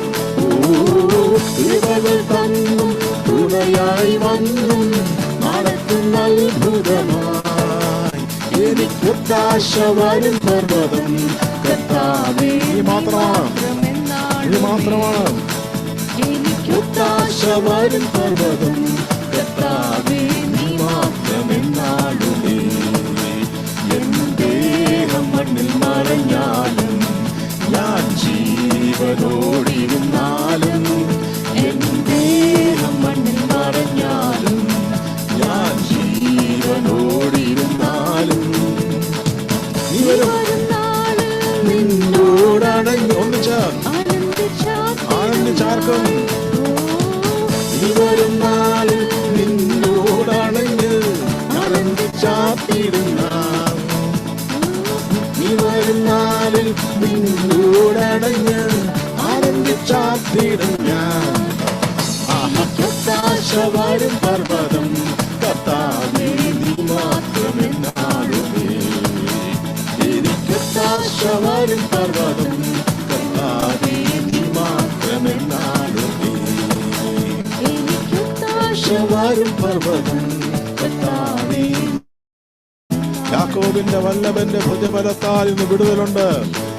യെസ്, വിശ്വാസം അഥവാ പറയും കർത്താവിന്റെ കരത്തിൽ സ്തോത്രം. ആഴിയ കരത്തിൽ വഹിക്കുന്ന ആ ദൈവത്തിന്റെ കരം എന്റെ ജീവിതത്തിന്റെ മേലുണ്ടെങ്കിൽ ഇന്ന് ശത്രുവിന് ക്ഷയമെടുക്കുവാൻ കഴിയത്തില്ല. തുറക്കുവാൻ കഴിയാത്ത മണ്ഡലങ്ങൾ ഇന്ന് ഈ സമയവും തുറന്നു വരുവാൻ തക്ക ഇടയാക്കാൻ കഴിയുന്ന ആ കരം എനിക്ക് അനുകൂലമാണെങ്കിൽ സ്തോത്രം ലോകത്തെ ഒരു ശക്തിക്കും എന്നെ തന്നെ പിടിച്ചു നിൽക്കുവാൻ കഴിയത്തില്ല. ദൈവം നമുക്ക് അനുകൂലം. സ്തോത്രം. മോശയോട് കൂടെ എന്നപ്പോൾ ഞാൻ നിന്റെ കൂടെ ഇരിക്കാമെന്ന് പറഞ്ഞ ദൈവത്തെ ആരാധിക്കും. ഒരുമിച്ച് കർത്താവിനെ മഹത്വം കർത്താവിടെ കൂടെയുള്ളതിനായിട്ട് വിടുതലുണ്ട് വിടുതലുണ്ട് യാക്കോബിൻ വല്ലഭന്റെ ഭുജബലത്താൽ. വിടുതലുണ്ട് വിടുതലുണ്ട് ശാലേമിൻ രാജനവിശുവിങ്കൽ വീണ്ടെടുപ്പുള്ളതിനാൽ. ശാലേമിൻ രാജനവിശുവിങ്കൽ വീണ്ടെടുപ്പുള്ളതിനാൽ. യാക്കോബിൻ വല്ലഭന്റെ ഭുജബലത്താൽ. ഭുജബലത്താൽ വിടുതലുണ്ട്. യാക്കോബിൻ വല്ലഭന്റെ ഭുജബലത്താൽ. വിടുതലുണ്ട് വിടുതലുണ്ട്.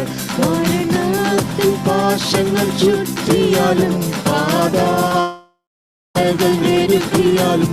മരണത്തിൻ പാശങ്ങൾ ചുറ്റിയാലും പാതാള വേദനകൾ ഞെരുക്കിയാലും. മരണത്തിൻ ഭീകര താഴ്വരയിൽ ബലമുള്ള ഭുജത്താൽ താങ്ങിടും താൻ. മരണത്തിൻ ഭീകര താഴ്വരയിൽ ബലമുള്ള ഭുജത്താൽ താങ്ങിടും താൻ. യാക്കോബിൻ വല്ലഭന്റെ ഭുജബലത്താൽ. വിടുതലുണ്ട്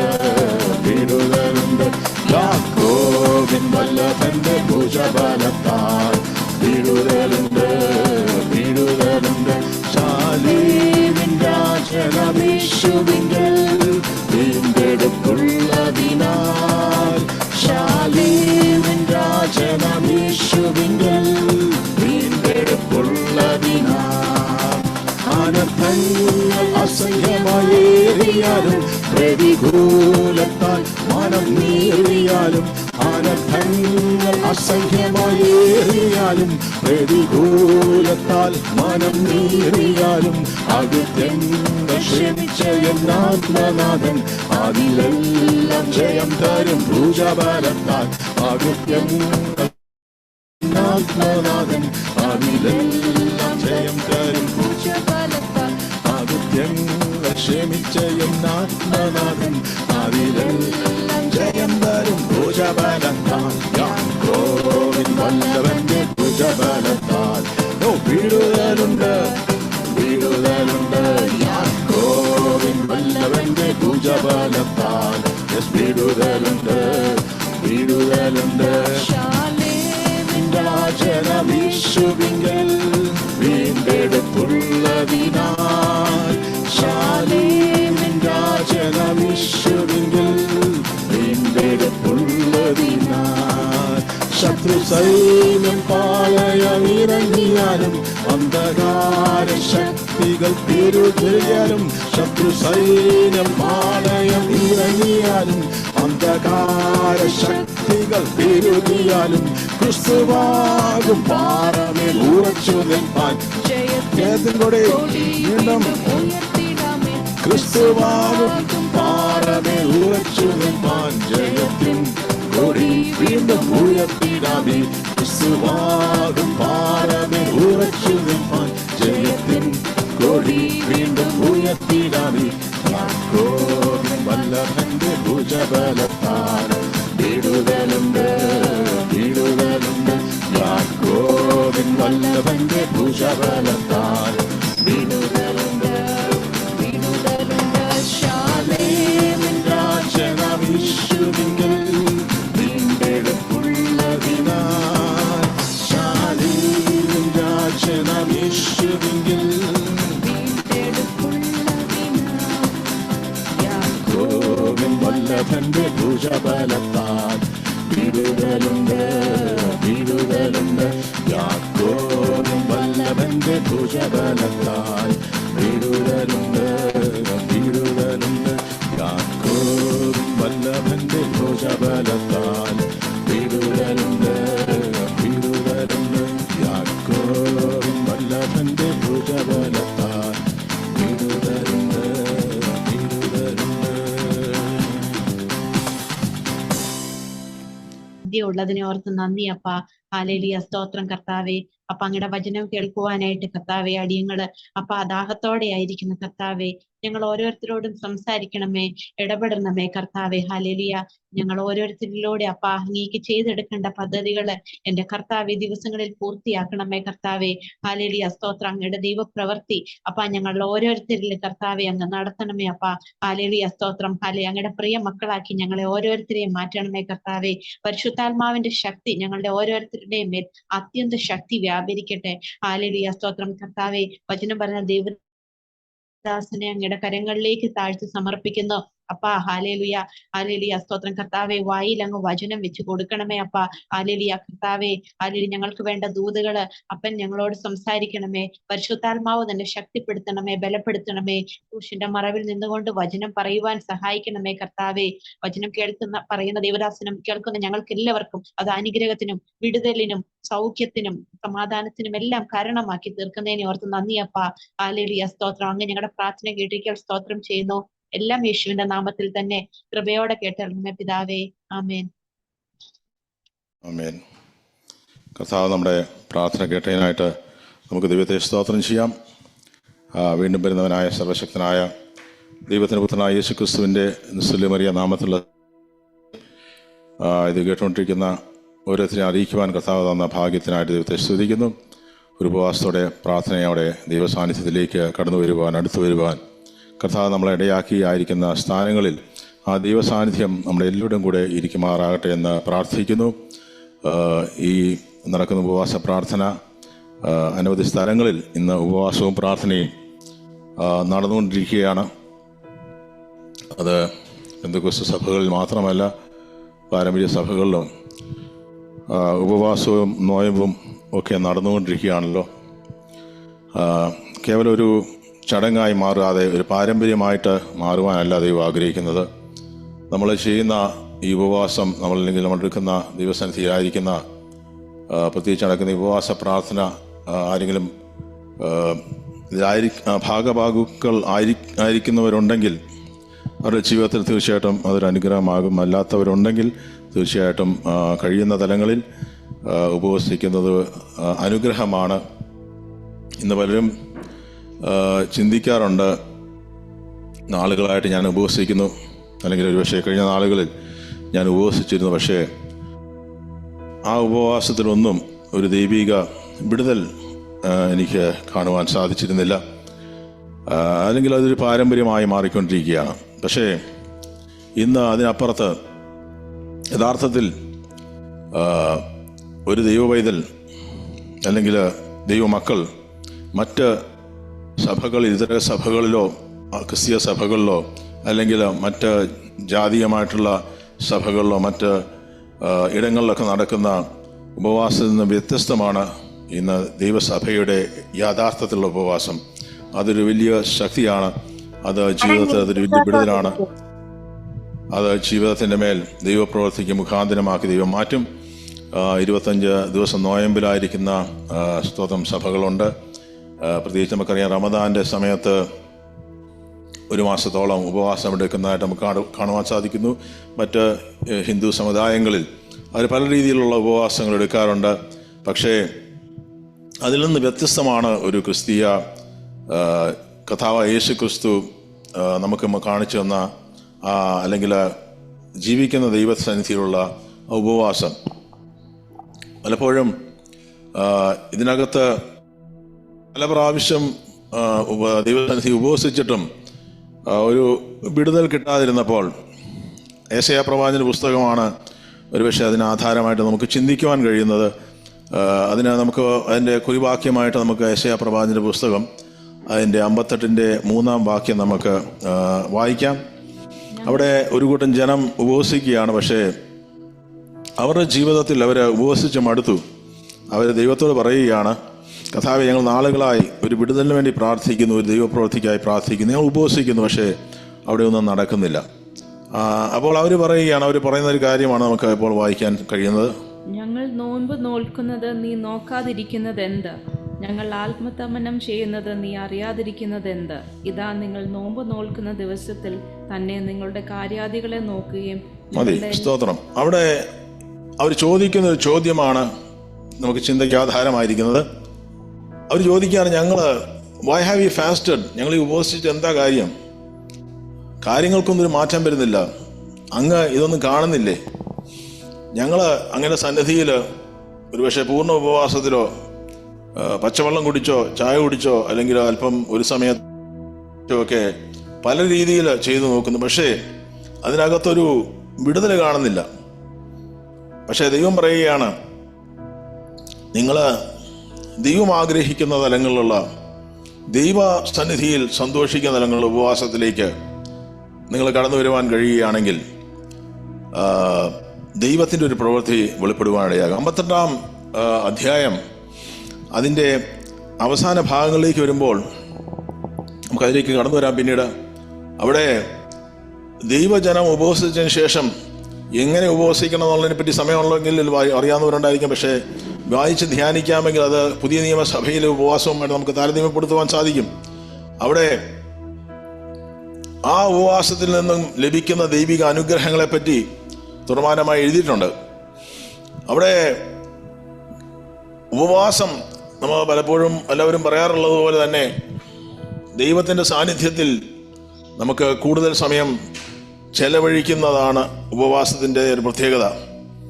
വാസം ചെയ്യുക, കർത്താവിനോട് വസിക്കുക, അങ്ങനെ എല്ലാവർക്കും ജോലിയിലായിരിക്കുന്ന പലർക്കും അത് പൂർണ്ണമായിട്ടും സാധിക്കത്തില്ലെന്നിരിക്കും. പക്ഷേ ഉപവസിക്കുന്ന ഒരു വ്യക്തിയോട് കൂടെ ദൈവത്തിൻ്റെ സാന്നിധ്യം ഉണ്ടെന്ന് അനുഭവിച്ചവർക്കറിയാം, അനുഭവിക്കുന്ന എനിക്കറിയാം.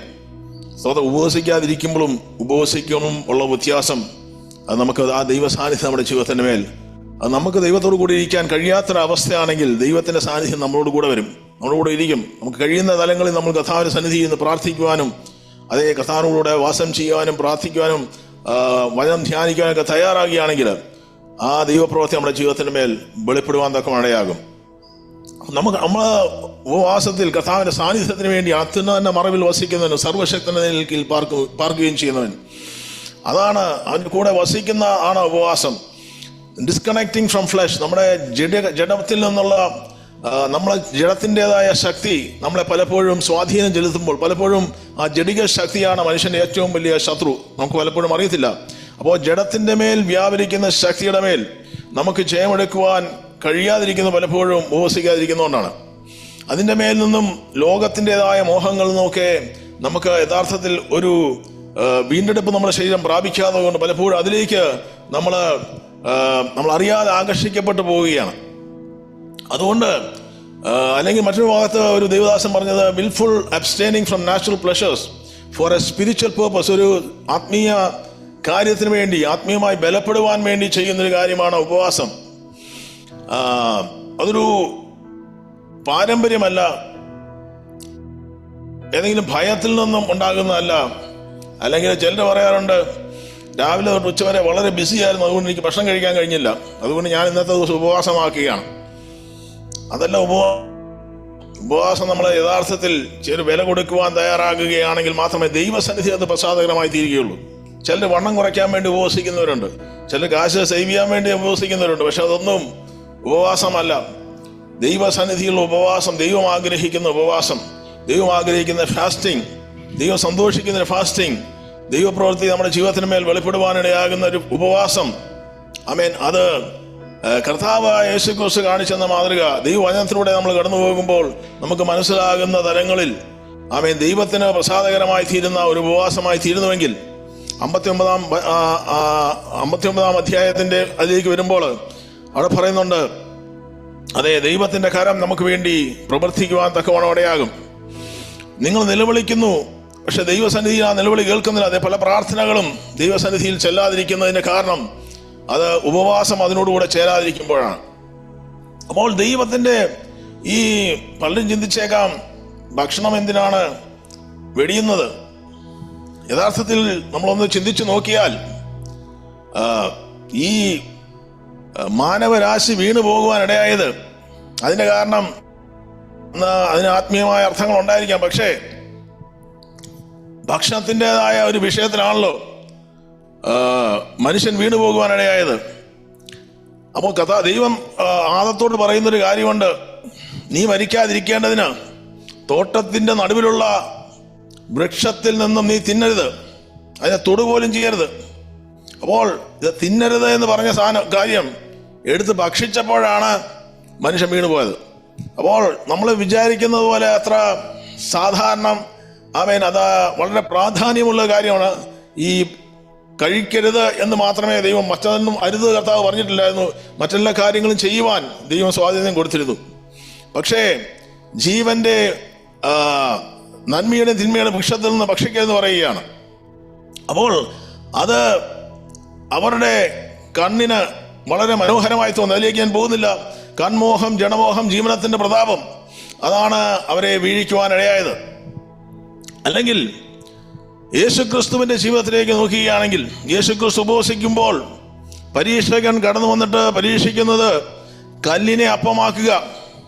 നീ അത് നിന്റെ ഉപവാസത്തിൽ നീ അതിനെ അപ്പമാക്കി തീർത്ത് അത് ഒരത്ഭുതം നീ ചെയ്തിട്ട് അതിൽ നിന്ന് ഭക്ഷിക്കുവാൻ പറയുന്നുണ്ട്. പക്ഷേ കർത്താവായ യേശുക്രിസ്തു അതിന് മുതിരുന്നില്ല. കർത്താവായ യേശു പറയുകയാണ്, മനുഷ്യൻ അപ്പം കൊണ്ട് മാത്രമല്ല ജീവിക്കുന്നത്, ദൈവത്തിന്റെ വായിൽ നിന്ന് വരുന്ന ഓരോ വചനം കൊണ്ടുമാണ് എന്ന് കർത്താവായ യേശുക്രിസ്തു പറയുന്നുണ്ട്. അപ്പോൾ യേശുക്രിസ്തുവിന്റെ ഡിപ്പെൻഡൻസ് ഈ ഭൂമിയിലുള്ള ഒരു ഭക്ഷണമല്ല നമ്മളെ നിലനിർത്തുന്നത് എന്നുള്ള സത്യം നമുക്ക് പലർക്കും അറിയാം.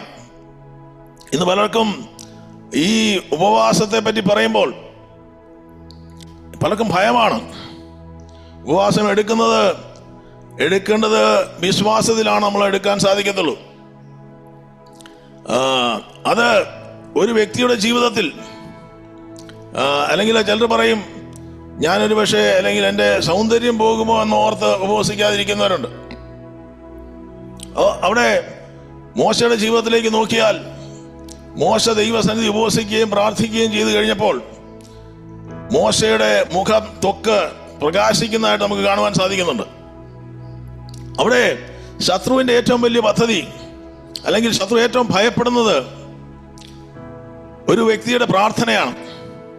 ഏറ്റവും കൂടുതൽ ശത്രു ഭയപ്പെടുന്നത് ഒരു ദൈവവേദൽ പ്രാർത്ഥിക്കാൻ തുടങ്ങുമ്പോഴാണ്.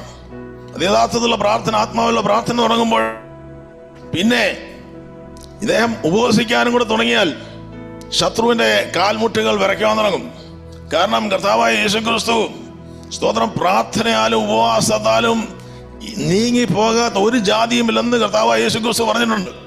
പക്ഷെ ദൈവമക്കൾക്ക് അല്ലെങ്കിൽ ദൈവ സഭയിലുള്ളവർക്ക് പലപ്പോഴും അത് തിരിച്ചറിയുവാൻ കഴിയാതിരിക്കുമ്പോൾ നമ്മളെ ഇത് തിരിച്ചറിയുന്ന ശത്രു എങ്ങനെയെങ്കിലും ദൈവ ഒരു പൈതൽ അത് ചെയ്യാതിരിക്കാൻ നോക്കും. അതുകൊണ്ട് പല വിധത്തിലുള്ള തടസ്സങ്ങൾ കൊണ്ടുവരും. നിങ്ങൾ ഒരു പക്ഷേ ഡയബറ്റീസ് അല്ലെങ്കിൽ ക്രിട്ടിക്കലായിട്ടുള്ള രോഗത്തിൽ ആയിരിക്കുന്നവരുണ്ടെങ്കിൽ അത് ഡോക്ടർമാർ പറഞ്ഞിട്ടുണ്ടെങ്കിൽ അതെടുക്കാൻ ഞാൻ പറയുന്നില്ല.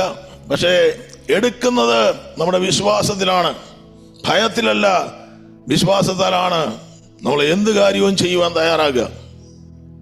അപ്പോൾ അതിന് വ്യക്തമായൊരു ഒരു പേർപ്പസ് ആ ഉപവാസത്തിനുണ്ടായിരിക്കണം. അല്ലെങ്കിൽ എന്തെങ്കിലും വെറുതെ ഉപവസിക്കാൻ വേണ്ടി ഉപവസിക്കുന്നതല്ല, അല്ലെങ്കിൽ എന്തെങ്കിലും ജീവിതത്തിന്റെ മേൽ ദൈവപ്രവൃത്തി വെളിപ്പെടുവാനുണ്ടെങ്കിൽ അതിൻ്റെ മേൽ കർത്താവേ എനിക്ക് ആവശ്യമായ ആലോചന പറഞ്ഞു തരണമേ, അല്ലെങ്കിൽ ആയിരിക്കുന്ന സാഹചര്യങ്ങൾക്കൊരു മാറ്റം വരണം. അപ്പോൾ എന്തെങ്കിലും ഒരു പ്രത്യേകമായ ഉദ്ദേശത്തോടു കൂടി ഉള്ള ഉപവാസമായിരിക്കണം നമ്മുടെ ജീവിതത്തിൽ യഥാർത്ഥത്തിൽ വളരെ വ്യക്തത അതിൻ്റെ മേൽ കടന്നു വരുവാനിടയാകണം. ചിലർ പറയാത്തിൽ അങ്ങനെ ഒരു ഉപവാസം എടുക്കുവാൻ യേശുക്രിസ്തു പറഞ്ഞിട്ടില്ല എന്ന് പറയുന്നവരുണ്ട്. അതിൻ്റെ കാരണം മറ്റൊന്നുമല്ല, മത്തായി സുവിശേഷത്തിൻ്റെ 6-ാം അധ്യായത്തിൻ്റെ 17-ാം വാക്യത്തിൽ കർത്താവായ യേശു പറയുന്നുണ്ട്, യേശു ഒറ്റ പ്രാവശ്യം ഉപവസിച്ചുള്ളൂ, കാണുന്നുള്ളൂ. അതിന് മുമ്പ് ഉപവസിച്ചിരിക്കാം, ശേഷം ഉപവസിച്ചിരിക്കാം. പക്ഷേ കർത്താവായ യേശുക്രിസ്തുവിന്റെ ഉപവാസം, ഒരൊറ്റ ഉപവാസം കൊണ്ട് ലോകത്തിന്റെ കാലഗതിയെ കർത്താവായ യേശുക്രിസ്തു മാറ്റി. ആത്മാവിൽ നിറഞ്ഞ മുന്നോട്ട് പോകുന്ന യേശുക്രിസ്തുവിനെ പരിശുദ്ധാത്മാവ് യേശുക്രിസ്തുവിന്റെ യാത്രയെ പോകേണ്ട ദിശയെ മാറ്റി മരുഭൂമിയിലേക്ക് നടത്തുന്നതായിട്ട് നമുക്ക് കാണുവാൻ സാധിക്കുന്നുണ്ട്. നമ്മൾ ഉപവസിക്കുന്നതിന് വർഷം 21 പ്രാവശ്യവും 40 പ്രാവശ്യവും അല്ല കർത്താവായ യേശുക്രിസ്തു ഉപവസിച്ചത്. കർത്താവായ യേശുക്രിസ്തുവിന്റെ 3.5 വർഷത്തെ ശുശ്രൂഷയിൽ ഒറ്റ ഉപവാസമാണ് നമ്മൾ കാണുന്നത്. ശേഷം ഉപവസിച്ചിട്ടുണ്ടോ എന്ന് നമുക്കറിയത്തില്ല. പക്ഷെ 40 ദിവസം ഉപവാസം വാസ് ആൻ എഫക്റ്റീവ് ഫാസ്റ്റിംഗ്. ആ 40 ദിവസം ഉപവാസത്തിൽ പൈശാചിക മണ്ഡലങ്ങൾ തകർന്നു വീണു. യേശുക്രിസ്തുവിന്റെ മേൽ ലഭിക്കേണ്ട അധികാരം സ്വർഗം പകർന്നു. ആമേൻ. ഒരു ഗലീലിയയുടെ തീരത്ത് ഗലീലിയ പ്രദേശങ്ങളിൽ ഒരു വലിയ ഉണർവ് പൊട്ടിപ്പുറപ്പെട്ടു. അത് ശത്രുവിന് അറിയാമായിരുന്നു. അന്ന് വരെ വെളിപ്പെടാതിരുന്ന പൈശാചിക മണ്ഡലം ആമേൻ വെളിപ്പെടുന്നത് യേശുക്രിസ്തു ഈ ഉപവാസത്തിന്റെ ശേഷമാണ്. അപ്പോൾ യേശുക്രിസ്തു പറയുകയാണ്, നിങ്ങൾ ഉപവസിക്കുമ്പോൾ നിങ്ങൾ കപടഭക്തിക്കാരെ പോലെ വാടിയ മുഖം കാണിക്കരുതെന്ന് പറയുകയാണ്. അപ്പോൾ ഇംഗ്ലീഷിൽ പറഞ്ഞിരിക്കുന്നത് moreover when you fast do not be like the hypocrites.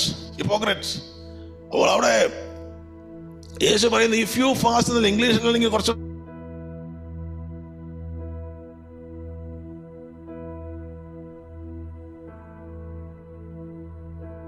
ഉപവാസം ഒരു വ്യക്തിയുടെ ജീവിതത്തിൽ കർത്താവായ യേശുക്രിസ്തു ആഗ്രഹിക്കുന്നുണ്ട്.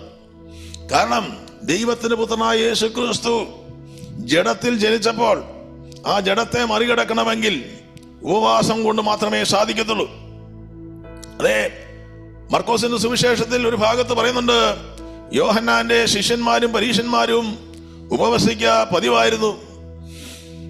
അതെ, അവർ വന്ന് അവനോട് യോഹന്നാന്റെയും പരീശന്മാരുടെയും ശിഷ്യന്മാർ ഉപവസിക്കുന്നല്ലോ, നിന്റെ ശിഷ്യന്മാർ ഉപവസിക്കാതെ എന്താണെന്ന് യേശുവിനോട് ചോദിക്കുകയാണ്. അപ്പോൾ യേശുക്രിസ്തു പറഞ്ഞൊരു കാര്യമുണ്ട്, യോഹന്നാന്റെ ശിഷ്യന്മാർ ഇന്ന് പലരും ചെയ്യുന്ന പോലെ കണ്ടിന്യൂസ് പല സ്ഥലങ്ങളിൽ അവസരം കിട്ടുമ്പോഴൊക്കെ ഉപവസിക്കുന്നു. ചിലർ പിശാചിനെ പേടിച്ചിട്ട് ഉപവസിക്കുന്നവരുണ്ട്. അതല്ല, ദൈവം ആഗ്രഹിക്കുന്നത് വ്യക്തമായി പരിശുദ്ധാത്മാവ് ഹേമിക്കുമ്പോഴാണ് വിടുതൽ വരുന്നത്. ഉപവസിക്കാൻ വേണ്ടി ഉപവസിക്കുന്നവരുണ്ട്. സ്വതം ഈ ഉപവാസം എന്ന് കേൾക്കുമ്പോൾ തന്നെ അലർജി ആയിട്ടുള്ളവരുണ്ട്. മുമ്പ് ഞാൻ ഓർക്കുന്നു, ഒരു അവധി വരുമ്പോൾ പ്രത്യേകിച്ച് കുഞ്ഞുങ്ങൾക്ക് പേടിയാണ്. കാരണം പാസ്റ്റർ പറയാൻ പോകുന്നത് എന്താണെന്നറിയാം, നമുക്കൊരു ഉപവാസം വേണം എന്ന് പറയാൻ പോവുകയാണ് എന്നറിയാം.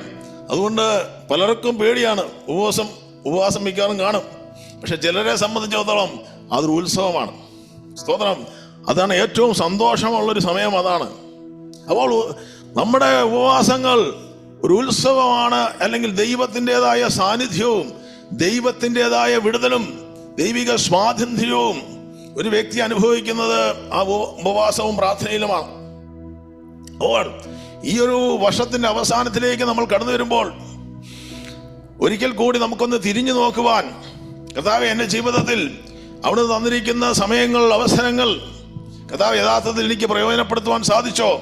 ഇനി എനിക്ക് മുമ്പോട്ട് പോകണമെങ്കിൽ കർത്താവേ പല വിഷയങ്ങളും ആമേൻ കഴിഞ്ഞ വർഷം ഞാൻ കേട്ട ദൈവിക വാഗ്ദത്തങ്ങളായിരിക്കാം, ഒരുപക്ഷെ പ്രാർത്ഥിച്ച വിഷയങ്ങളായിരിക്കാം, ഇന്ന് പലതും നടന്നിട്ടില്ല. ചില തീരുമാനങ്ങളായിരിക്കാം, അതെനിക്ക് പ്രാവർത്തികമായി ചെയ്യാൻ കഴിഞ്ഞിട്ടില്ല. പക്ഷെ എനിക്ക് ഈ ഒരു നാഴികക്കല്ലിൽ ഒരു വർഷവും ഒരു ദിവസവും യഹോവയ്ക്ക് ഒരുപോലെയാണ്. പക്ഷേ നമ്മളെ സംബന്ധിച്ച് ആമേൻ ഇന്ന് കടന്നു പോകുന്ന നിമിഷങ്ങൾ ഒരിക്കലും ഒരു ദൈവമക്കൾക്ക് ഒരു മനുഷ്യനും തിരിച്ചു കിട്ടാത്ത എന്തെങ്കിലും ഉണ്ടെങ്കിൽ അത് സമയമാണ്. ദൈവം തന്നിരിക്കുന്ന സമയങ്ങളെ തക്കത്തിൽ ഉപയോഗിക്കുവാൻ, ആ ദൈവപ്രവർത്തികൾ ജീവിതത്തിന്റെ മേൽ വെളിപ്പെടുവാൻ, സ്തോത്രം, ശത്രുവിന്റെ മേൽ ആധിപത്യം പുലർത്തുവാൻ ഒരു ദൈവവേദന ജീവിതത്തിൽ കഴിയണമെങ്കിൽ ആ ദൈവശക്തി ഒരുവന്റെ മേൽ വ്യാപരിച്ചെങ്കിൽ മാത്രമേ സാധിക്കുകയുള്ളൂ. അവിടെ കർത്താവായ യേശുക്രിസ്തു പറയുന്നുണ്ട്, മണവാളൻ നിങ്ങളോട് കൂടിയുണ്ട്. ആ മണവാളൻ ഉള്ളപ്പോൾ അവർ ഉപവസിക്കേണ്ട കാര്യമില്ല. മണവാളൻ വിട്ടുപോകും, മണവാളൻ എടുക്കപ്പെടും. അതിനുശേഷം ഈ ശിഷ്യന്മാർ ഉപവസിക്കും. ഇന്ന് മണവാളൻ എടുക്കപ്പെട്ടിരിക്കുന്നു. സ്തോത്രം. സ്വർഗത്തിൽ കടന്നുപോയിരിക്കുന്നു. അതുകൊണ്ട് ദൈവസഭ ആമേൻ ദൈവം ആഗ്രഹിക്കുമ്പോൾ സമയങ്ങളിൽ നമുക്ക് ഉപവസിക്കേണ്ടത് ആവശ്യമാണെന്നുള്ളതാണ് ദൈവജനത്തിലൂടെ നമുക്ക് മനസ്സിലാക്കാൻ കഴിയുന്നത്. പക്ഷേ മണവാളൻ ഒരു ദിവസം തിരിച്ചു വരും. സ്വതം അങ്ങനെ പ്രത്യാശയുള്ളവർ ദൈവത്തെ സ്തുതിക്കാൻ തയ്യാറാകുക. സ്വതം ആ പ്രത്യാശയോടെ മുന്നോട്ട് പോകാൻ തയ്യാറാകുക. ദൈവസഭ കാത്തിരിക്കുന്ന യേശുക്രിസ്തുവിന്റെ വരവിന് വേണ്ടിയാണ്. മണവാളൻ തിരിച്ചു വരുമ്പോൾ മണവാട്ടി സഭ പിന്നെ ഉപവസിക്കത്തില്ല. പിന്നെ ഉപവസിക്കേണ്ട ആവശ്യമില്ല. കാരണം ജഡത്തിൽ നിന്നും അവർ ജയമെടുക്കും. താണ ശരീരത്തിൽ, വീണുപോയ ഈ ശരീരത്തിൽ, ആമേൻ ഈ മധ്യമായ ശരീരത്തിൽ, താഴ്ചയുള്ള ശരീരത്തിൽ, രോഗം വസിക്കുന്ന ഈ ശരീരത്തിൽ, പാപം കുടികൊള്ളുന്ന ഈ ശരീരത്തിൽ, സ്തോത്രം, മരണം കടന്നു വരാമാകുന്ന ശരീരത്തിൽ, ജീർണിക്കുന്ന ഈ ശരീരത്തിൽ, ആമേൻ ഞാൻ വിടുതൽ പ്രാപിക്കുന്ന ഒരു ദിവസമുണ്ട്. അതുവരേക്കും ഈ ജഡത്തിന്റെ മേൽ എനിക്ക് ക്ഷയമെടുക്കണം. സ്തോത്രം. ഈ ജഡത്തിന്റെ മേൽ ക്ഷയമെടുക്കുവാൻ ഒരു സ്തോത്രം ഒരു സാങ്കേതിക വിദ്യകൾക്കും സാധിക്കത്തില്ല, ഒരു തന്ത്രങ്ങൾക്കും സാധിക്കത്തില്ല, ഒരു എക്സസൈസിനും സാധിക്കത്തില്ല, ഒരു തരത്തിലുള്ള ഏതെങ്കിലും പ്രായോഗിക വിദ്യകൾക്കോ ഏതെങ്കിലും തരത്തിലുള്ള മാനസികമായ എക്സസൈസുകൾക്കോ സാധിക്കത്തില്ല. സാധിക്കുന്ന ഒരു കാര്യമുണ്ട്, ദൈവസന്നിധിയിൽ പ്രാർത്ഥിക്കുകയും ഉപവസിക്കുകയും ചെയ്യുമ്പോൾ പരിശുദ്ധാത്മാവിന്റെ ശക്തി ഒരുവന്റെ മേൽ കടന്നു വരുമ്പോൾ എനിക്കും നിങ്ങൾക്കും നിയന്ത്രണമില്ലാത്ത മണ്ഡലങ്ങളിൽ ദൈവശക്തിയുടെ നിയന്ത്രണം ഒരുവന്റെ ജീവിതത്തിന്മേൽ കടന്നു വരുമ്പോൾ മാനസിക രോഗങ്ങൾ യേശുവിന്റെ നാമത്തിൽ സൗഖ്യമാകുന്നത് കാണും.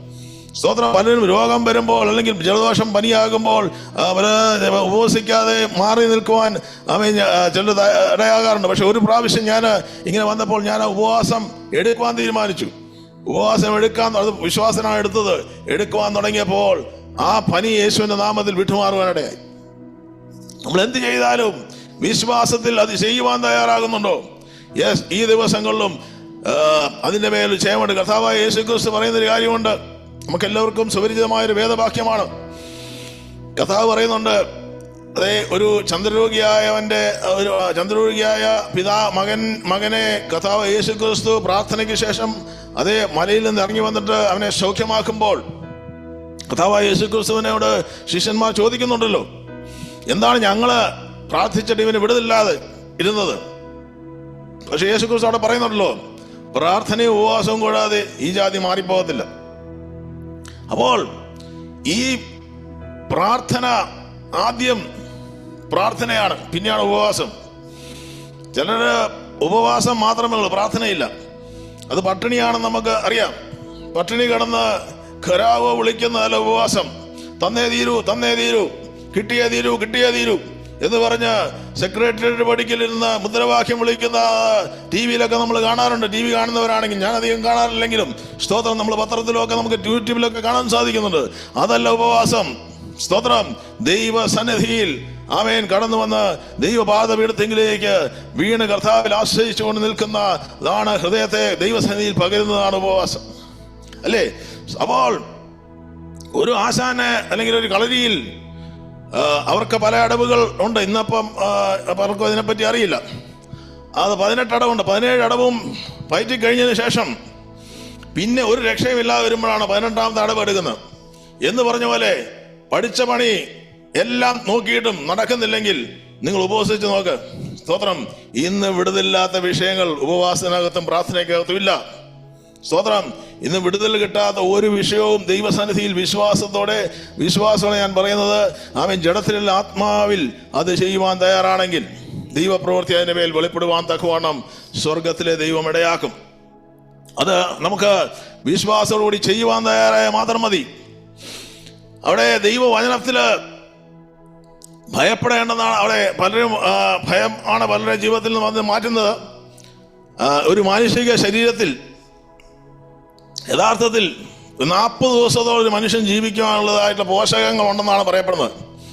അപ്പോൾ മനുഷ്യൻ പലരും വിചാരിക്കുന്നത് ഇങ്ങനെ ഉപവസിച്ചാൽ ഞാൻ എന്തെങ്കിലും സംഭവിക്കുമോ, എൻ്റെ ശരീരം ക്ഷയിച്ച ഒരു പക്ഷേ ഞാൻ ബോധം കെട്ട് വീഴുമോ എന്നൊക്കെ ചിന്തിച്ചവരുണ്ട്. പൂർണ്ണ ഉപവാസത്തിലൊക്കെ ഞാൻ ആദ്യമൊക്കെ അങ്ങനെയായിരുന്നു.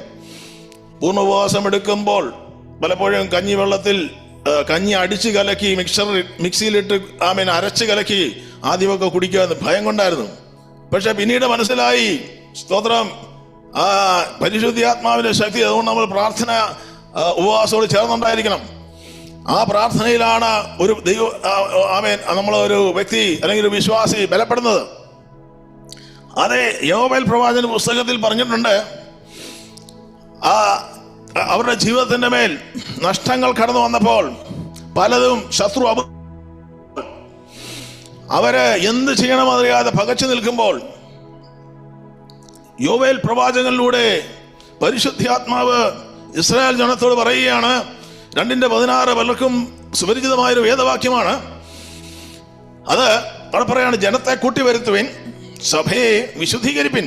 ജനത്തെ കൂട്ടിവരുത്തുവിൻ, സഭയെ വിശുദ്ധീകരിപ്പിൻ, മൂപ്പന്മാരെ കൂട്ടിവരുത്തുവിൻ, പൈതങ്ങളെ മുല കുടിക്കുന്നവരെയും ഒരുമിച്ച് കൂട്ടുവിൻ, മണവാളൻ മണവറയും മണവാട്ടി ഉള്ളറയും വിട്ട് പുറത്തു വരട്ടെ. അതെ, അപ്പോൾ ആരൊക്കെയാണ് ഉപവസിക്കേണ്ടത്? ജനത്തെ കൂട്ടിവരുത്തണം, മൂപ്പന്മാരെ കൂട്ടിവരുത്തണം. അപ്പൊ പാസ്റ്റർ മാറിയിക്കാൻ പറ്റത്തില്ല. ചില പാസ്റ്റർമാർ മാറിയിക്കും ദൈവമക്കളെ കൊണ്ട് ഉപവസിപ്പിച്ചിട്ട്. പാസ്റ്ററും ഉപവസിക്കണം, മൂപ്പന്മാരും ഉപവസിക്കണം.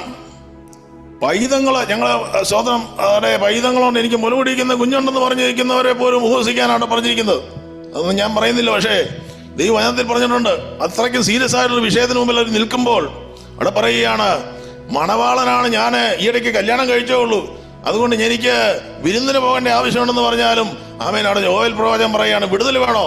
സ്തോത്രം, ഈ ദിവസങ്ങളിൽ നിങ്ങൾ ഉപവസിക്കാൻ തയ്യാറാകുക, നിങ്ങൾ പുറത്തു വരട്ടെ, അവര് ദൈവസന്നിധിയിൽ ഉപവസിക്കട്ടെ, പ്രാർത്ഥിക്കട്ടെ എന്ന് പറഞ്ഞാൽ മറ്റൊന്നുമല്ല, അത്രയ്ക്കും വലിയ വിഷയത്തിന് മുമ്പിലാണ് ആ ദൈവജനം നിന്നിരുന്നത്. അവർക്കൊന്നും മനസ്സിലാകുന്നില്ല എന്താ സംഭവിക്കുന്നുള്ളത്. വിടുതലില്ല. അവൻ ശേഖരിച്ചു കൂട്ടിയതൊക്കെ ശത്രു കൊണ്ടുപോകുന്നു. ആ ദൈവത്തിന്റെ സാന്നിധ്യവും ദൈവത്തിന്റെ വിടുതലും അവർക്ക് അനുഭവിക്കുവാൻ സാധിക്കുന്നില്ല. അപ്പോൾ ദൈവത്തിന്റെ ആ ഒരു ദൈവിക പ്രവൃത്തി ഒരുവന്റെ ജീവിതത്തിന്റെ മേൽ വെളിപ്പെടണമെങ്കിൽ, പ്രാർത്ഥന ഒരുവന്റെ ജീവിതത്തിൽ കേൾക്കണമെങ്കിൽ, നമുക്ക് വചനത്തിലൂടെ നമുക്കറിയാം പാപിയുടെ പ്രാർത്ഥന ദൈവസന്നിധി ചെല്ലുന്നില്ല. നമ്മളെല്ലാവരും പാപികളാണെന്നുള്ളതല്ല അതിൻ്റെ കാര്യം. പക്ഷേ നമ്മുടെ ജീവിതത്തിൽ മറഞ്ഞു കിടക്കുന്ന പാപങ്ങളുണ്ടെങ്കിൽ, അല്ലെങ്കിൽ ഓരോ വ്യക്തിയുടെയും ജീവിതത്തിലുള്ള പാപത്തിൻ്റെതായ സ്വഭാവങ്ങൾ വ്യത്യസ്തമാണ്. അത് പക്ഷേ പലർക്കും തിരിച്ചറിയാൻ കഴിയത്തില്ല. നമ്മുടെ കണ്ണിൽ എല്ലാം ശ്രേഷ്ഠമായി തോന്നിയേക്കാം, എല്ലാം മാന്യമായി തോന്നിയേക്കാം, എല്ലാം വിശുദ്ധമായി തോന്നിയേക്കാം. പക്ഷെ പരമപരിശുദ്ധനായ ദൈവത്തിന്റെ കണ്ണിൽ ആ ദൈവത്തിന്റെ പരിശുദ്ധിയും എൻ്റെ വിശുദ്ധിയും തമ്മിൽ താരതമ്യം ചെയ്യുമ്പോൾ ദൈവത്തിന്റെ കണ്ണിൽ എൻ്റെ വിശുദ്ധി എന്താണെന്ന് തിരിച്ചറിയുമ്പോൾ, ഒരു യെശയ്യാ പ്രവാചകൻ ദൈവത്തിന്റെ പരിശുദ്ധി കാണുമ്പോൾ പറഞ്ഞു, എൻ്റെ അധരങ്ങൾ അശുദ്ധിയുള്ളതാണ്. അദ്ദേഹത്തിന് മനസ്സിലായത് അദ്ദേഹത്തിന്റെ പാപം എന്താണെന്നുള്ളത്. അദ്ദേഹത്തിന്റെ സംസാരം ശരിയല്ലായിരുന്നു, അല്ലെങ്കിൽ അദ്ദേഹം ദൈവഹിതമല്ലാത്തത് സംസാരിച്ചിരുന്നു. അദ്ദേഹത്തിന്റെ ചിന്താമണ്ഡലങ്ങളിൽ ദൈവഹിതമല്ലാത്തുണ്ടായിരുന്നു. പെട്ടെന്ന് ദൈവത്തിന്റെ പരിശുദ്ധി കണ്ടപ്പോൾ അദ്ദേഹത്തിന് തന്റെ കുറവെന്താണെന്ന് മനസ്സിലായി. അദ്ദേഹം ദൈവസന്നിധി ഏറ്റുപറയുകയാണ്. ഏറ്റുപറഞ്ഞ് അദ്ദേഹത്തിന്റെ നാവിലേക്ക് ഒരു അവിടെ ദൂതൻ പറന്നു വന്ന് അതിൽ കൊടിൽ കൊണ്ട് അദ്ദേഹത്തിന്റെ നാവിനെ തൊട്ട് അശുദ്ധിയെ നീക്കുന്നതായിട്ട് നമുക്കറിയാം. അപ്പോൾ പ്രാർത്ഥന ദൈവസന്നിധിയിൽ ചെല്ലാതിരിക്കുന്നതിന്റെ കാരണം, നിങ്ങൾ നിലവിളിച്ചിട്ടും പ്രാർത്ഥന കേൾക്കുന്നില്ല. കാരണം എവിടെയോ ദൈവഹിതമല്ലാത്തത് ജീവിതത്തിലുണ്ട്.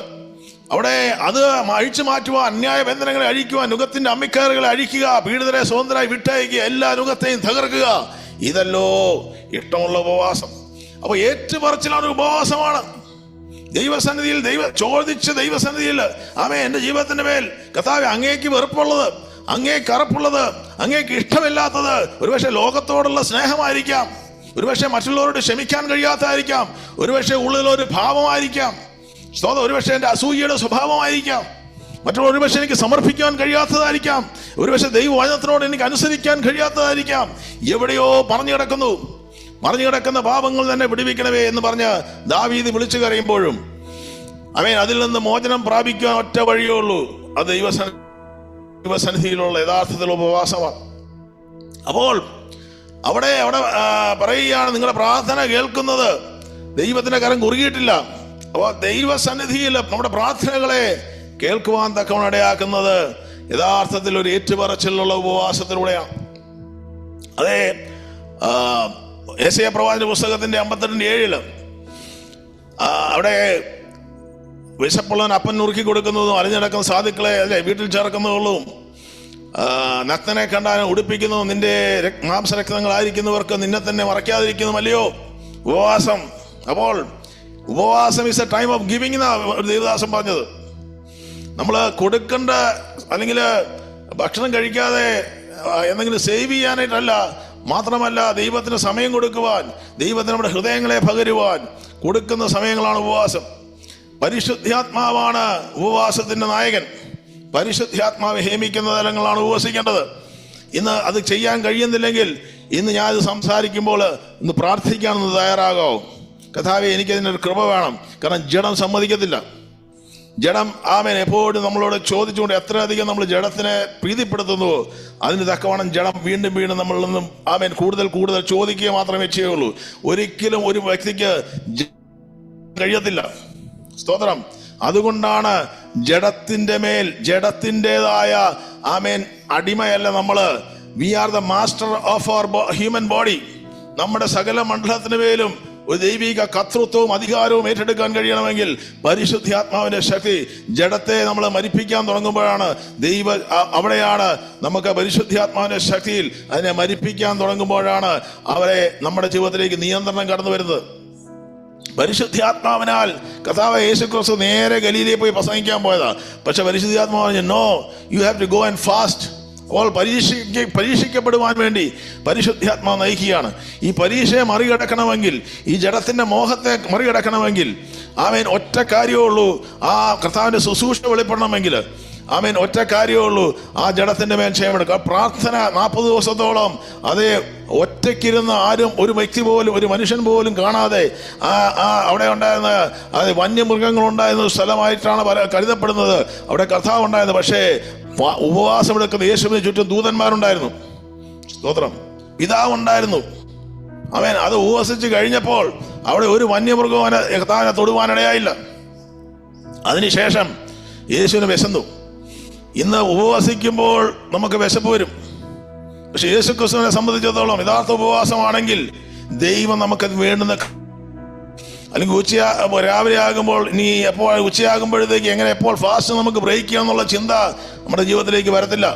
ഒരല്പം കഴിയുമ്പോൾ ഈ ഭക്ഷണത്തോടുള്ള പ്രതിപത്തി വിട്ടുമാറാൻ തക്കവണ്ണം ദൈവം ഇടയാക്കും. അതിൻ്റെ മേൽ നമുക്കൊരു നിയന്ത്രണം വരും. ഇന്ന് ലോകത്തില് മിക്കവാറുമുള്ള രോഗങ്ങൾ പലതും ഭക്ഷണത്തോടെയാണ് വരുന്നത്. അത് മരുന്നും അതിനകത്തുള്ള വിഷാംശങ്ങൾ മാത്രമല്ല അമിതമായിട്ടുള്ളത്, സ്തോത്രം, പലപ്പോഴും നമ്മൾ കഴിക്കുന്ന ഭക്ഷണത്തിനനുസരിച്ചുള്ള വ്യായാമങ്ങൾ നമ്മുടെ ജീവിതത്തിൽ ഇന്ന് ലഭിക്കുന്നില്ല. അതുകൊണ്ട് പലപ്പോഴും രോഗങ്ങൾ വരാം. പക്ഷെ ഇന്ന് വരെ ഉപവസിച്ചിട്ട് ശവപ്പെട്ടിയിൽ ആരെ ആക്കിയതായിട്ട് ഞാൻ കേട്ടിട്ടില്ല. അങ്ങനെ ഉണ്ടെങ്കിൽ എനിക്കറിയില്ല. പക്ഷേ ഒരുപാട് ഭക്ഷണം കഴിച്ചിട്ട് ഗ്ലട്ടണി കൊണ്ട് ഡെവലപ്പ് കൺട്രീസിൽ മനുഷ്യൻ മരിച്ചുകൊണ്ടിരിക്കുകയാണ്. ഫാസ്റ്റ് ഫുഡും സോഫ്റ്റ് ഫുഡും ഒക്കെ കഴിച്ച്, ചീസും ബട്ടറും ഒക്കെ കഴിച്ച്, അവൻ ബീഫും എല്ലാം കഴിച്ചിട്ട് മനുഷ്യന് പലവിധത്തിൽ രോഗങ്ങൾ വന്നുകൊണ്ടിരിക്കുകയാണ്. പക്ഷേ ഈ ഉപവാസം എടുത്തിട്ട് ആരും മരിച്ചതായിട്ട് കേട്ടിട്ടില്ല. കഴിഞ്ഞ ദിവസം ഇഡലി കഴിച്ച അതിന്റെ മത്സരത്തിൽ ഭക്ഷണം കഴിക്കുന്നൊരു മത്സരമുണ്ട്, ആരാണ് ഏറ്റവും കൂടുതൽ കഴിക്കുന്നത്. അങ്ങനെ ഇഡലി കഴിച്ചിട്ട് ഇഡലി തൊണ്ടയിൽ തടഞ്ഞിട്ട് ഒരാൾ മരിച്ചതായിട്ട് കഴിഞ്ഞ ഇടയായി. അപ്പോൾ ഇന്ന് വരെ ആരും, സ്തോത്രം, ഉപവാസിച്ചിട്ട് മരിക്കത്തില്ല. അത് കർത്താവ് ആഗ്രഹിക്കുന്ന പോലെയുള്ള ഉപവാസമാണെങ്കിൽ. അത് മാത്രമല്ല, നമുക്ക് ഇടയ്ക്കിടയ്ക്ക് ഉപവസിക്കുന്നത് നല്ലതാണെന്നാണ് ഞാൻ പറഞ്ഞ ഡോക്ടർമാർ പറഞ്ഞിരിക്കുന്നത്. അപ്പോൾ അവിടെ ക്യാൻസർ സെൽസിനെ ഡിസ്ട്രോയ് എന്നൊക്കെ പറയുന്നു. ശരിയോ തെറ്റാവട്ടെ, ടോക്സിക് ആയിട്ടുള്ള വേസ്റ്റ്, അഡീഷണൽ കാലറീസ് ഒക്കെ ഈ ഉപവാസത്തിനകത്ത് പോകും. പിന്നെ ലിവറും കിഡ്നിയൊക്കെ, ഞാൻ സയന്റിഫിക് ആയിട്ട് അല്ലെങ്കിൽ ഒരു മെഡിക്കൽ രീതി പറയുകയാണ്, അങ്ങനെ ആർക്കെങ്കിലും ഒരു തെറ്റിദ്ധാരണ ഉണ്ടെങ്കിൽ അതെ, ലിവറും കിഡ്നിയും ക്ലീൻ ആയിപ്പോയെന്ന് പറയുന്നു. ഞാൻ കണ്ടിട്ടില്ല, സ്വന്തം പറഞ്ഞു കേട്ടിട്ടുള്ളൂ. ഇതെല്ലാം നമ്മൾ വിശ്വാസമാണല്ലോ കേൾക്കുന്നതും മനസ്സിലാക്കുന്നതൊക്കെ.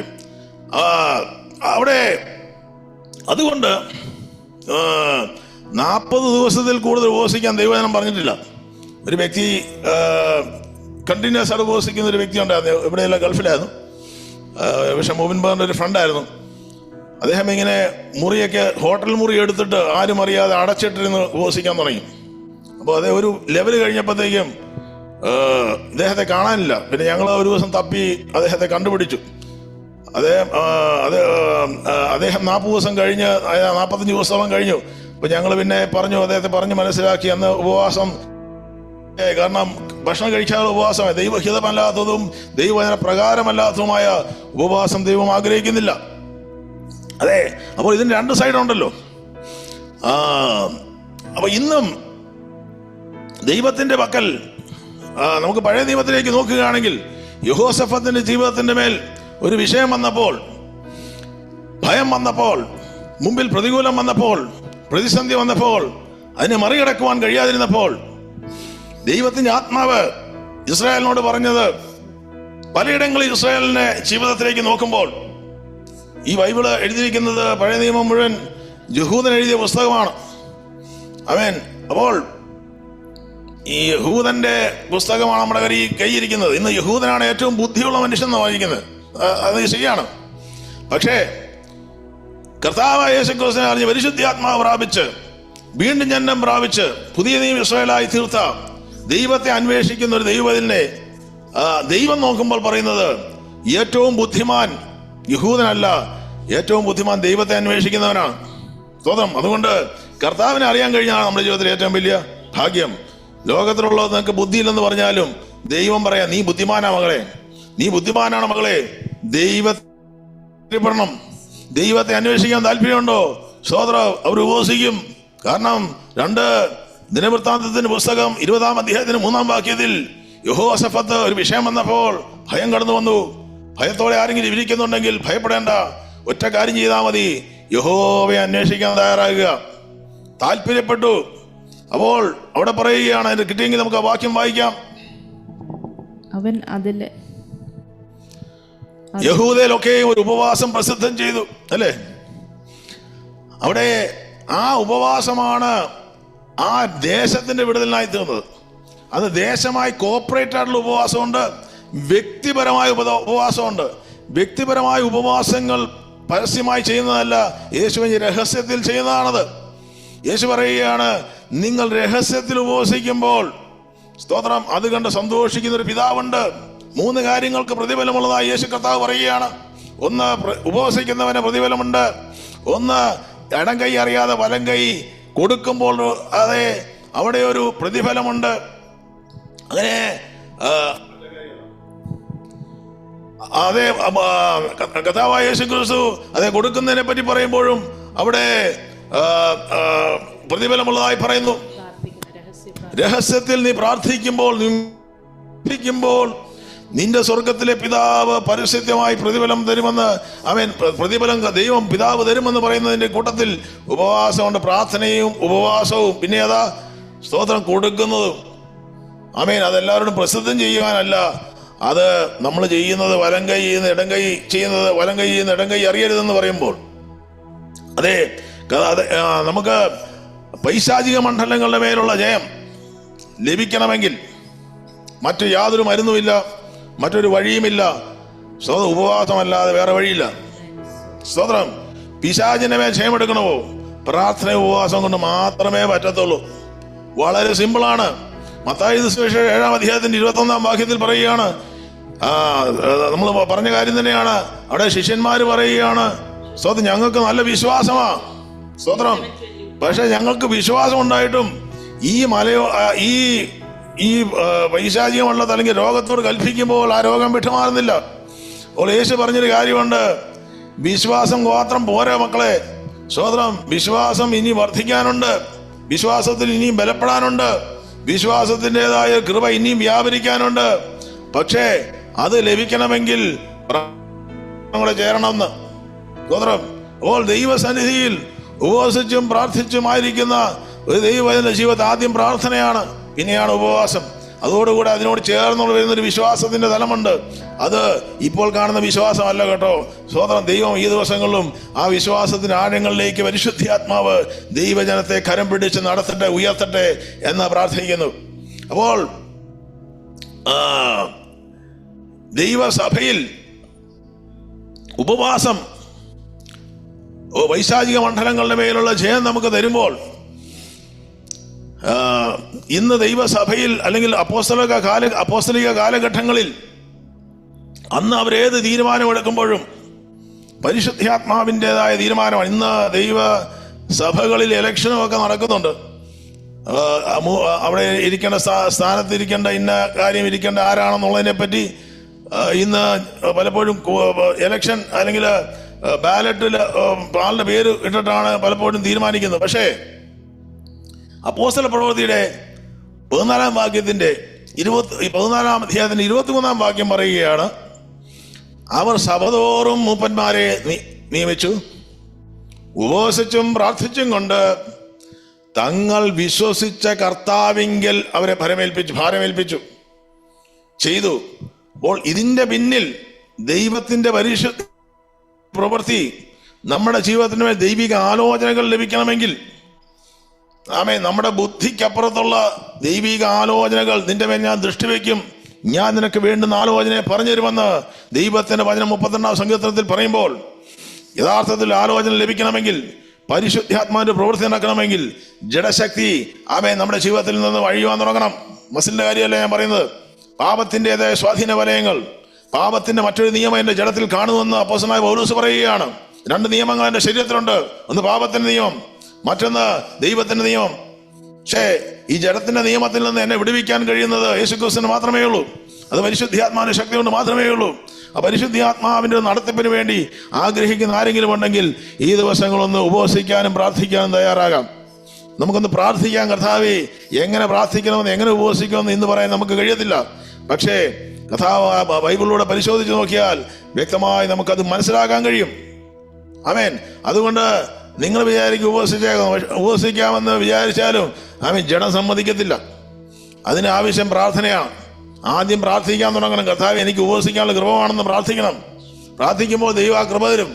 ആദ്യം ആഗ്രഹം വേണമെന്ന് വേണ്ടി ഒരു സ്തോത്രം. എൻ്റെ എന്തെങ്കിലും വിടുതലല്ല കർത്താവേ, അങ്ങയോട് അടുക്കുവാൻ, അങ്ങയുടെ ശബ്ദം കേൾക്കുവാൻ, അവിടുത്തെ നടത്തിപ്പിനായിട്ട് കർത്താവേ, എൻ്റെ ജീവിതത്തിൽ ഈ കഴിഞ്ഞ നാളുകൾ ഞാൻ നടന്നുപോയല്ല, ഈ വരുന്ന വർഷത്തിൽ അവിടുത്തെ പരിശുദ്ധാത്മാവിനാൽ നടത്തപ്പെടുവാൻ, തെറ്റായ തീരുമാനങ്ങൾ എൻ്റെ ജീവിതത്തിന് മേൽ വരാതിരിക്കുവാൻ, പിശാചിന്റെ കെണികൾ ഞാൻ പെട്ടുപോകാതിരിക്കാൻ കർത്താവേ കഴിയണമെങ്കിൽ എനിക്കൊരു ശക്തി ആവശ്യമുണ്ട്, എനിക്കൊരു ആലോചന ആവശ്യമുണ്ട്.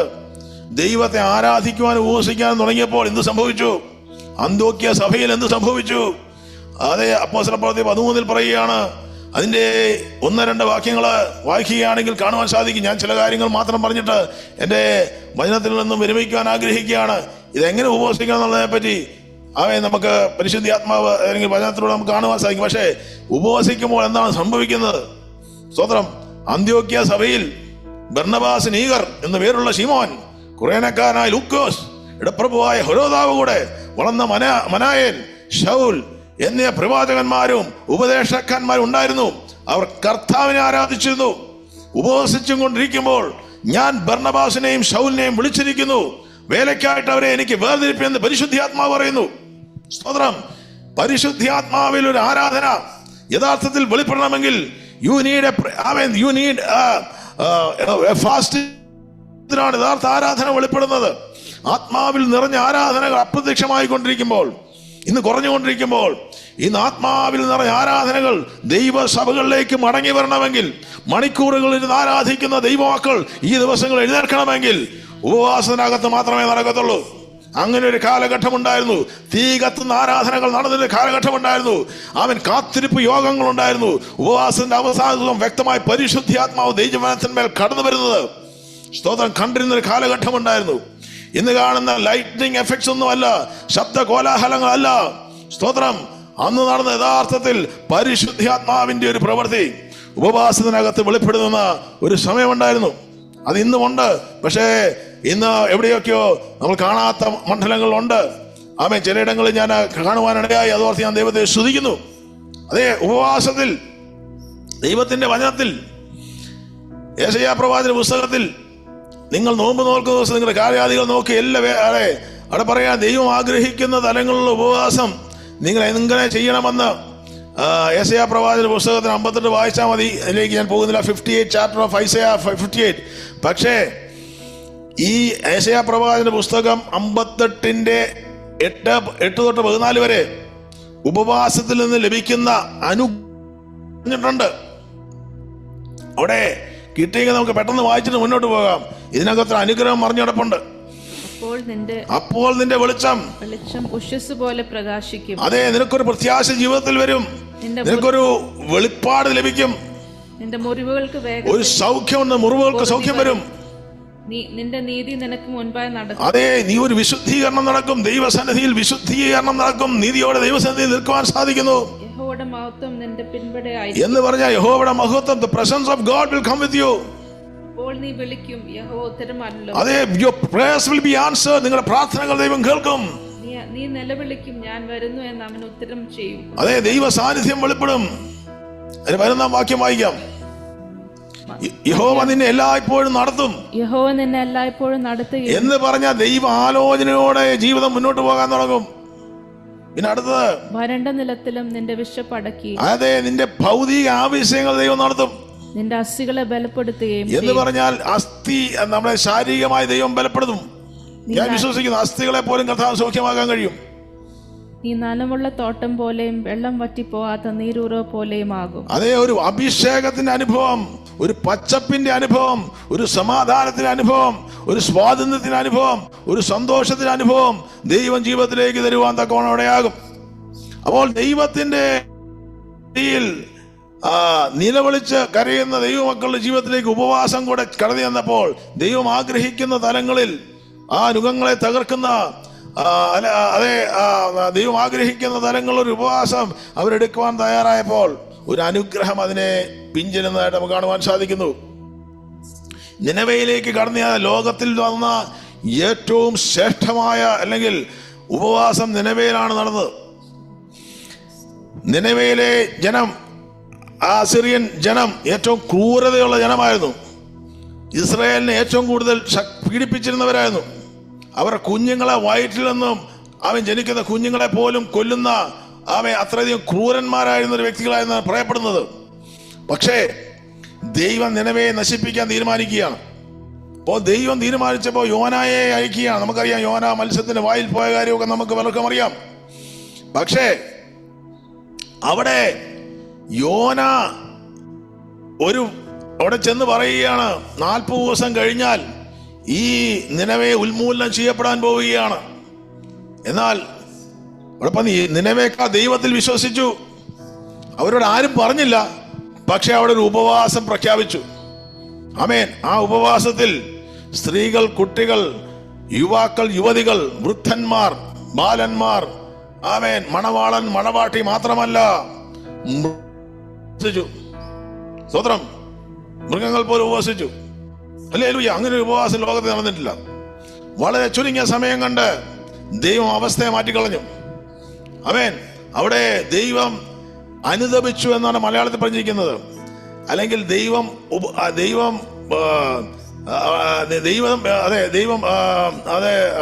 ഗോഡ് റിപ്പന്റഡ് എന്ന് ചിലത് പറഞ്ഞു. പക്ഷേ ദൈവത്തിന് റിപ്പന്റൻസ് ദൈവത്തിന് ചെയ്യേണ്ട ആവശ്യമില്ല. God does not repent. പാപം ചെയ്തവർക്ക് റിപ്പന്റഡ്, ബട്ട് ഗോഡ് റിലന്റഡ് എന്നാണ് ആക്ച്വലി.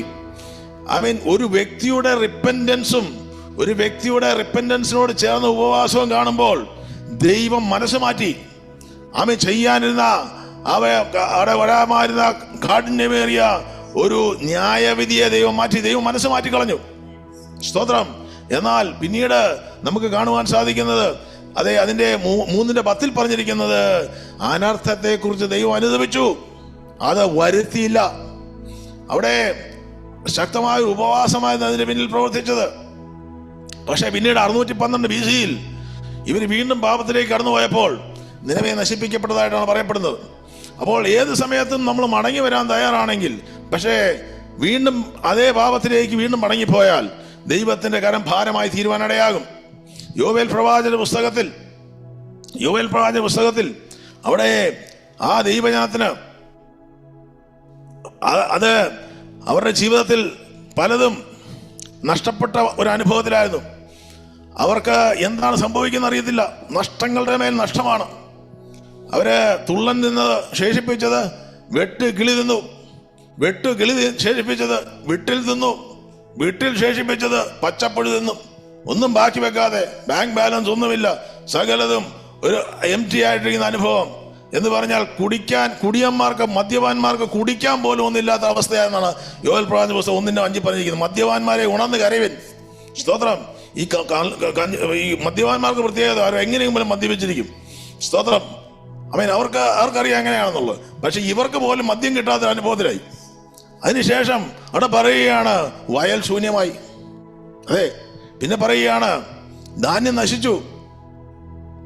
അങ്ങനെ പല വിഷയങ്ങളുടെ മുമ്പിൽ എന്ന് പറഞ്ഞാൽ ആലയത്തിനകത്ത് ഭോജനയാഗം നിന്നുപോയി. അപ്പം വല്ലാത്തൊരു കണ്ടീഷനിലായി. എന്നിട്ട് ഇവർ ദൈവസന്നിധിയിലേക്ക് തിരിയുന്നില്ല.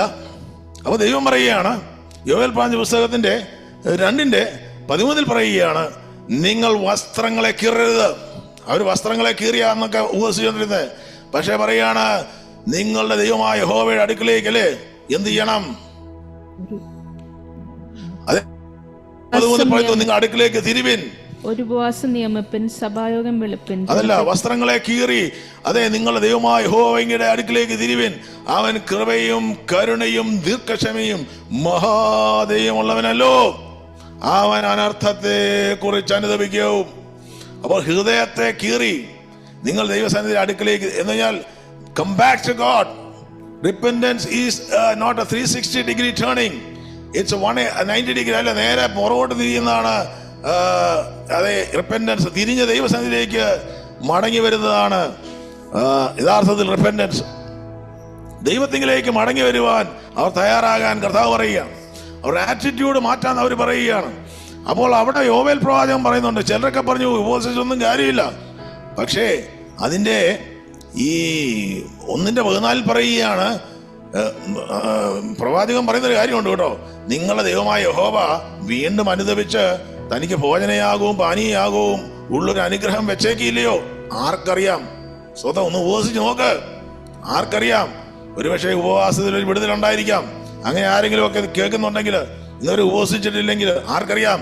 ഒന്ന് ഉപവസിച്ച് നോക്ക്, വിടുതലുണ്ടോന്നുള്ളത്. ഞാനും അങ്ങനെ തന്നെയായി. ഉപവസിക്കാൻ തുടങ്ങിയപ്പോഴാണ് അതിന്റെ ശക്തി മനസ്സിലായത്. ഉപവസിക്കാൻ തുടങ്ങിയപ്പോഴാണ് അതിന്റെ ശ്രേഷ്ഠത മനസ്സിലാക്കിയത്. സ്വതം ഉപവസിക്കാൻ തുടങ്ങിയപ്പോഴാണ് ദൈവസാന്നിധ്യത്തിൽ ഞാൻ രുചിക്കാൻ തുടങ്ങിയത്.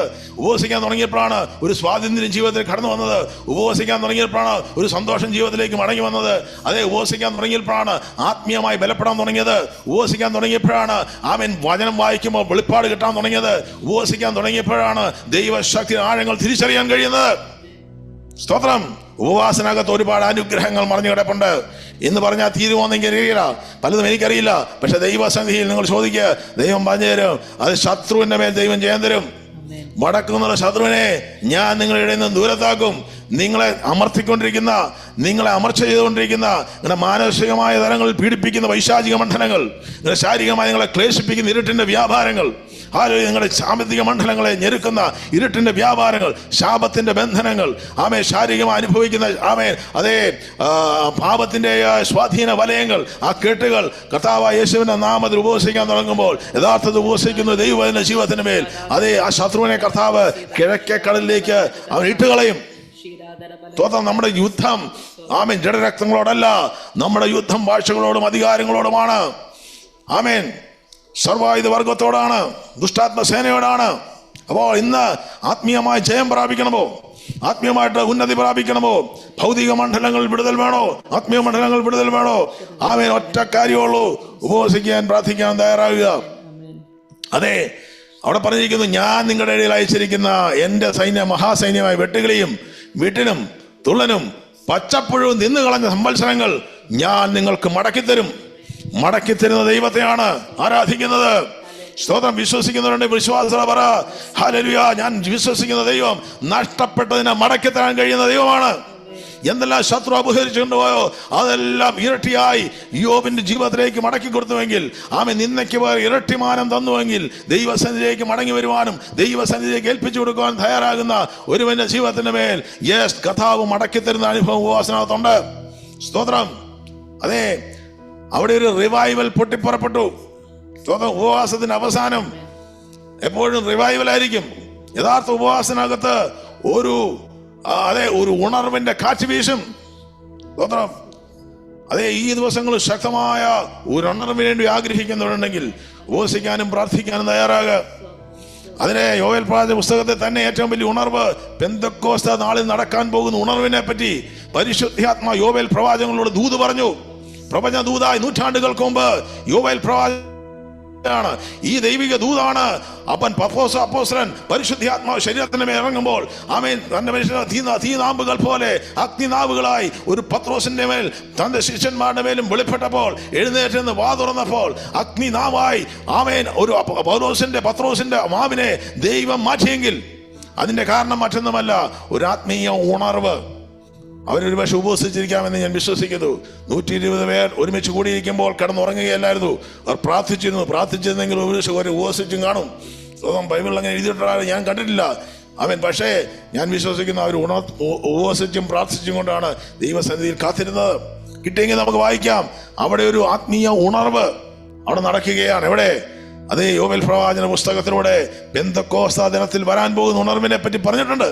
അതിന്റെ ശേഷമോ, ഞാൻ സകല ജഡത്തിന്മേലും എന്റെ ആത്മാവിനെ പകരും. നിങ്ങളുടെ പുത്രന്മാരും പുത്രിമാരും പ്രവചിക്കും, നിങ്ങളുടെ വൃദ്ധന്മാർ സ്വപ്നങ്ങളെ കാണും, നിങ്ങളുടെ യൗവനക്കാർ ദർശനങ്ങളെ ദർശിക്കും.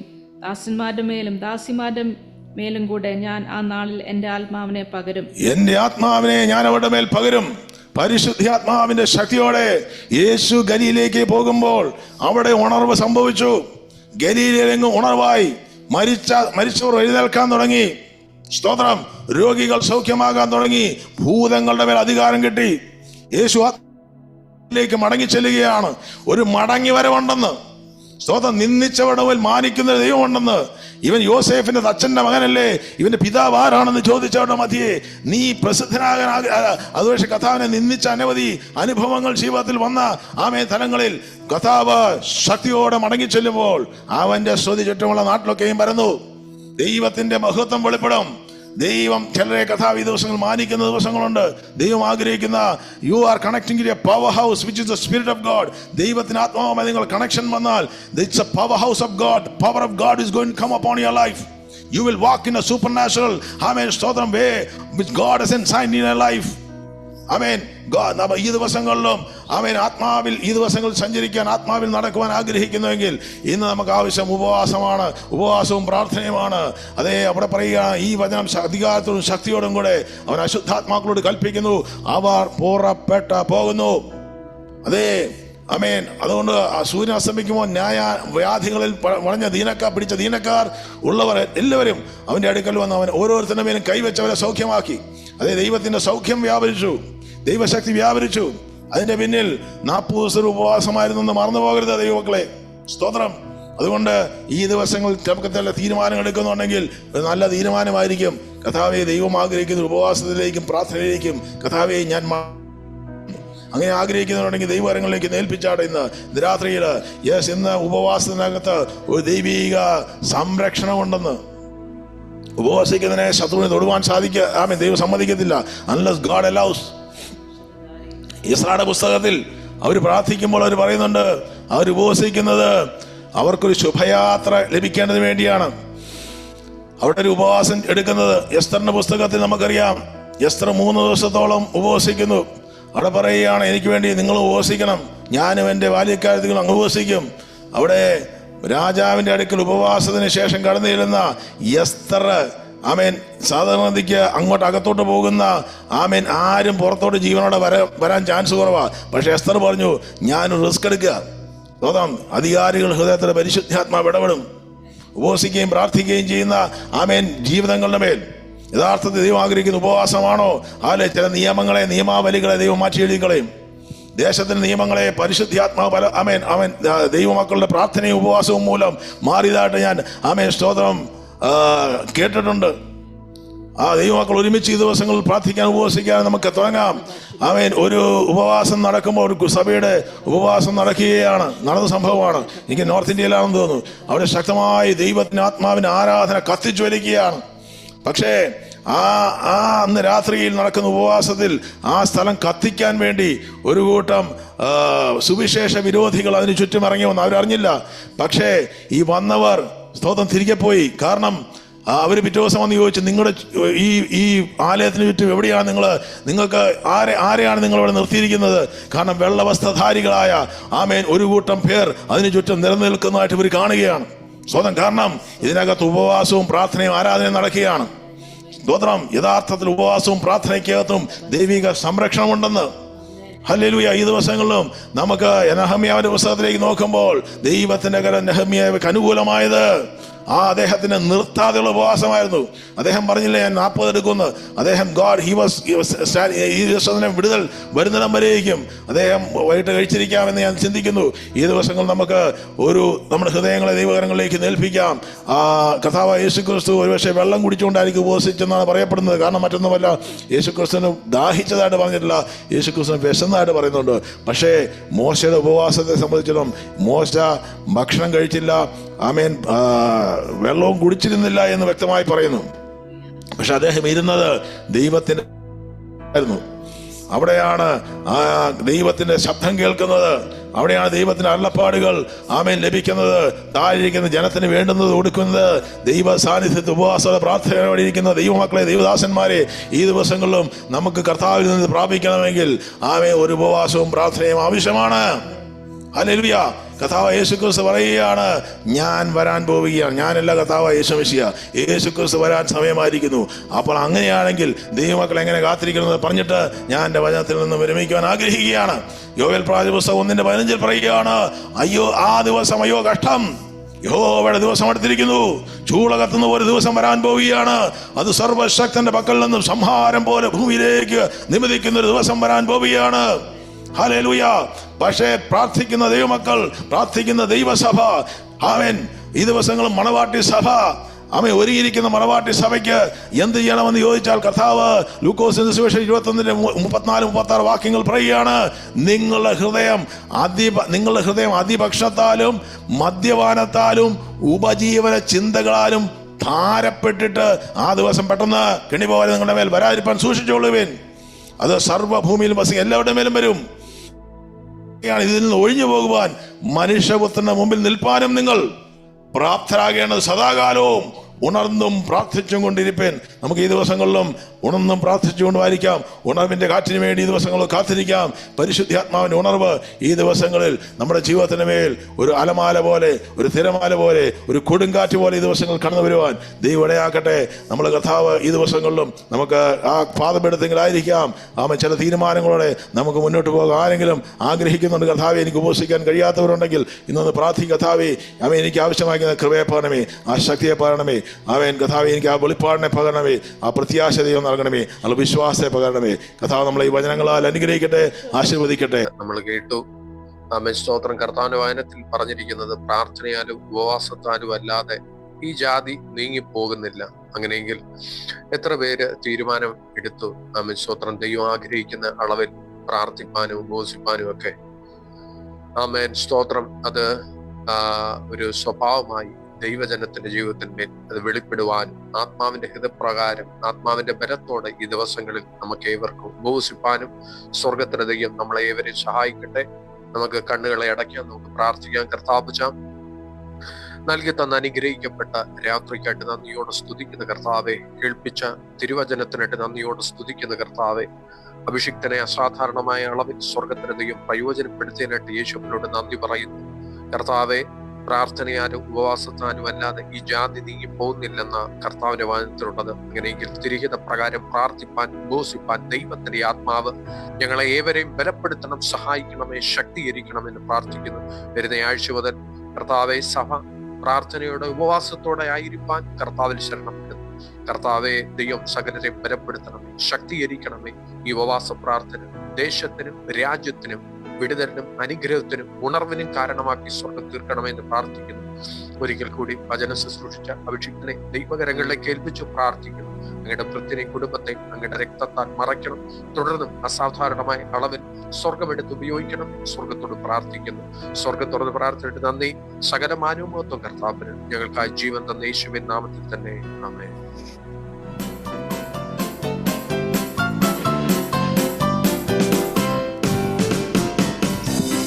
പാതയിൽ സ്നേഹത്തിൻ കൊടിയുമായി സാക്ഷികൾ സമൂഹമേ മുന്നേറിടാം.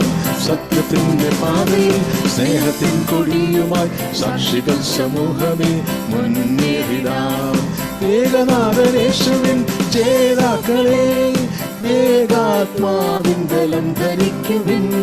ഏകനാഥനേശുവിൻ ജേതാക്കളെ ഏകാത്മാവിൻ ബലം ധരിക്കുവിൻ.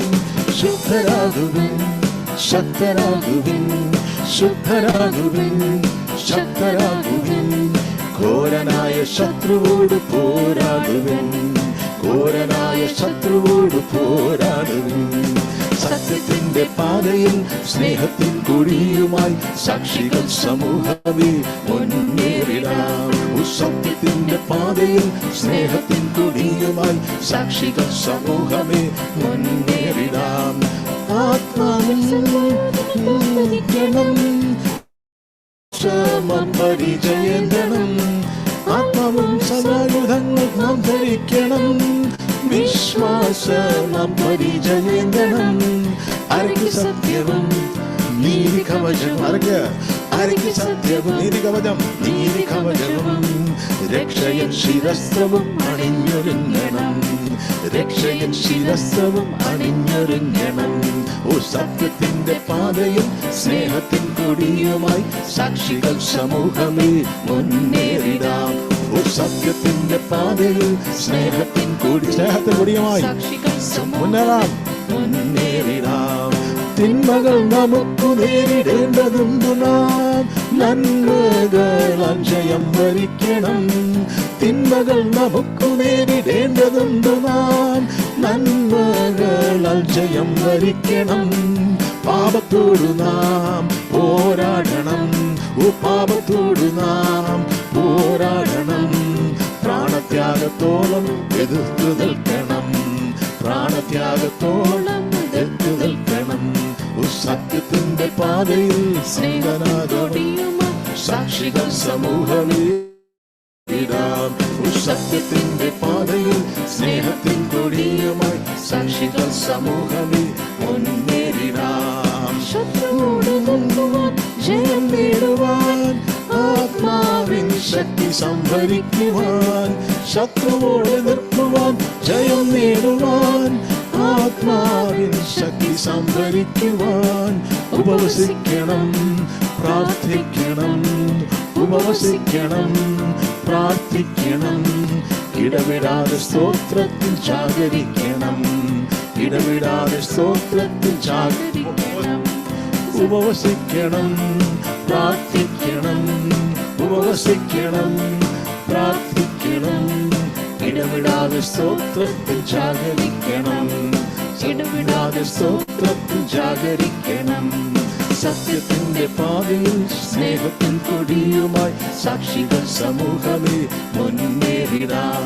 ആ സത്യത്തിന്റെ പാതയിൽ സ്നേഹത്തിൻ കൊടിയുമായി സാക്ഷികൾ സമൂഹമേ മുന്നേറിടാം. സത്യത്തിന്റെ പാതയിൽ സ്നേഹത്തിൻ കൊടിയുമായി സാക്ഷികൾ സമൂഹമേ. മുമ്പാകെ നമുക്കൊരിക്കൽ കൂടി ഏൽപ്പിക്കാം. കർത്താവ് അതെ, ഹബക്കൂക്ക് പ്രവാചകന്റെ പുസ്തകത്തിൽ അവിടെ പറയുന്നൊരു കാര്യമുണ്ട്. യഹോവേ, നിന്റെ കേൾവി കേട്ട് ഞാൻ ഭയപ്പെട്ടു പോയി. യഹോവേ, ആണ്ടുകൾ കഴിയും മുമ്പേ നിന്റെ പ്രവൃത്തിയെ ചെയ്യിപ്പിക്കണമേ. ആണ്ടുകൾ കഴിയും മുമ്പേ അതിനെ വെളിപ്പെടുത്തണമേ. ക്രോധത്തിൽ കരുണയോർക്കണമേ. അതെ, ഈ ദിവസങ്ങളിലും ഈ ആണ്ട് തീരുന്നതിന് മുമ്പ് നമ്മുടെ ജീവിതത്തിന് മേലുള്ള ദൈവപ്രവൃത്തി കർത്താവ് ഈ ഉപവാസത്തിലൂടെ ഏതെങ്കിലും ദൈവപ്രവൃത്തികൾ വെളിപ്പെടുവാനുണ്ടെങ്കിൽ ദൈവം അത് വെളിപ്പെടുത്തുവാനിടയാകട്ടെ. നമുക്ക് ഒരു പുതിയ വർഷത്തിന് വേണ്ടി ഒരുങ്ങാം. ഇന്ന് രാത്രിയിലും ചില തീരുമാനങ്ങളുമായിട്ട് നമുക്ക് മടങ്ങിപ്പോകാം. നമ്മളെ കർത്താവ് എല്ലാവരെയും ഈ ദിവസം ഒരുമിച്ച് കർത്താവിന്റെ സന്നിധി ആരാധിക്കുന്ന, പ്രാർത്ഥിക്കുന്ന, ഉപവസിക്കുന്ന ഒരു ശിഷ്യഗണമാക്കി ദൈവത്തിന് ആത്മാവ് നമ്മളെ മാറ്റട്ടെ. ദൈവിക വാഗ്ദത്തങ്ങൾ കേൾക്കും ഓരോരുത്തരുടെയും ജീവിതത്തിന് മേൽ കർത്താവ് ചെയ്തെടുക്കട്ടെ എന്ന് പ്രാർത്ഥിക്കുന്നു. നമ്മൾ അൽവിലാ സ്വർഗീയ പിതാവാം ദൈവത്തിൻ്റെ സ്നേഹം, ദൈവത്തിൻ്റെ ഏകപുത്രനായ യേശു ക്രിസ്തുവിൻ്റെ കൃപ നമ്മെ ആശ്വസിപ്പിച്ച് വഴി നടത്തുന്ന പരിശുദ്ധാത്മാവിൻ്റെ കൂട്ടായ്മയും സഹവാസം ഇന്നു വന്നേക്കും നമ്മളോടുകൂടെ എല്ലാവരും കൂടെ കർത്താവിൻ്റെ വരവിലേക്കും ലോകമെമ്പാടുമുള്ള വിശുദ്ധന്മാരോടും കേൾപ്പിച്ച വചനത്തോടും കൂടിയിരിക്കുമാറാകട്ടെ. ക്രിസ്തു മുഖാന്തരം ജയം തരുന്ന ദൈവത്തിന് നമുക്ക് മഹത്വം കൊടുക്കാം. Hallelujah, hallelujah, hallelujah. ആമേൻ. കർത്താവേ, കർത്താവ് നമ്മളെയും അനുഗ്രഹിക്കട്ടെ, ആശീർവദിക്കട്ടെ. ആമേൻ, ആമേൻ, ആമേൻ.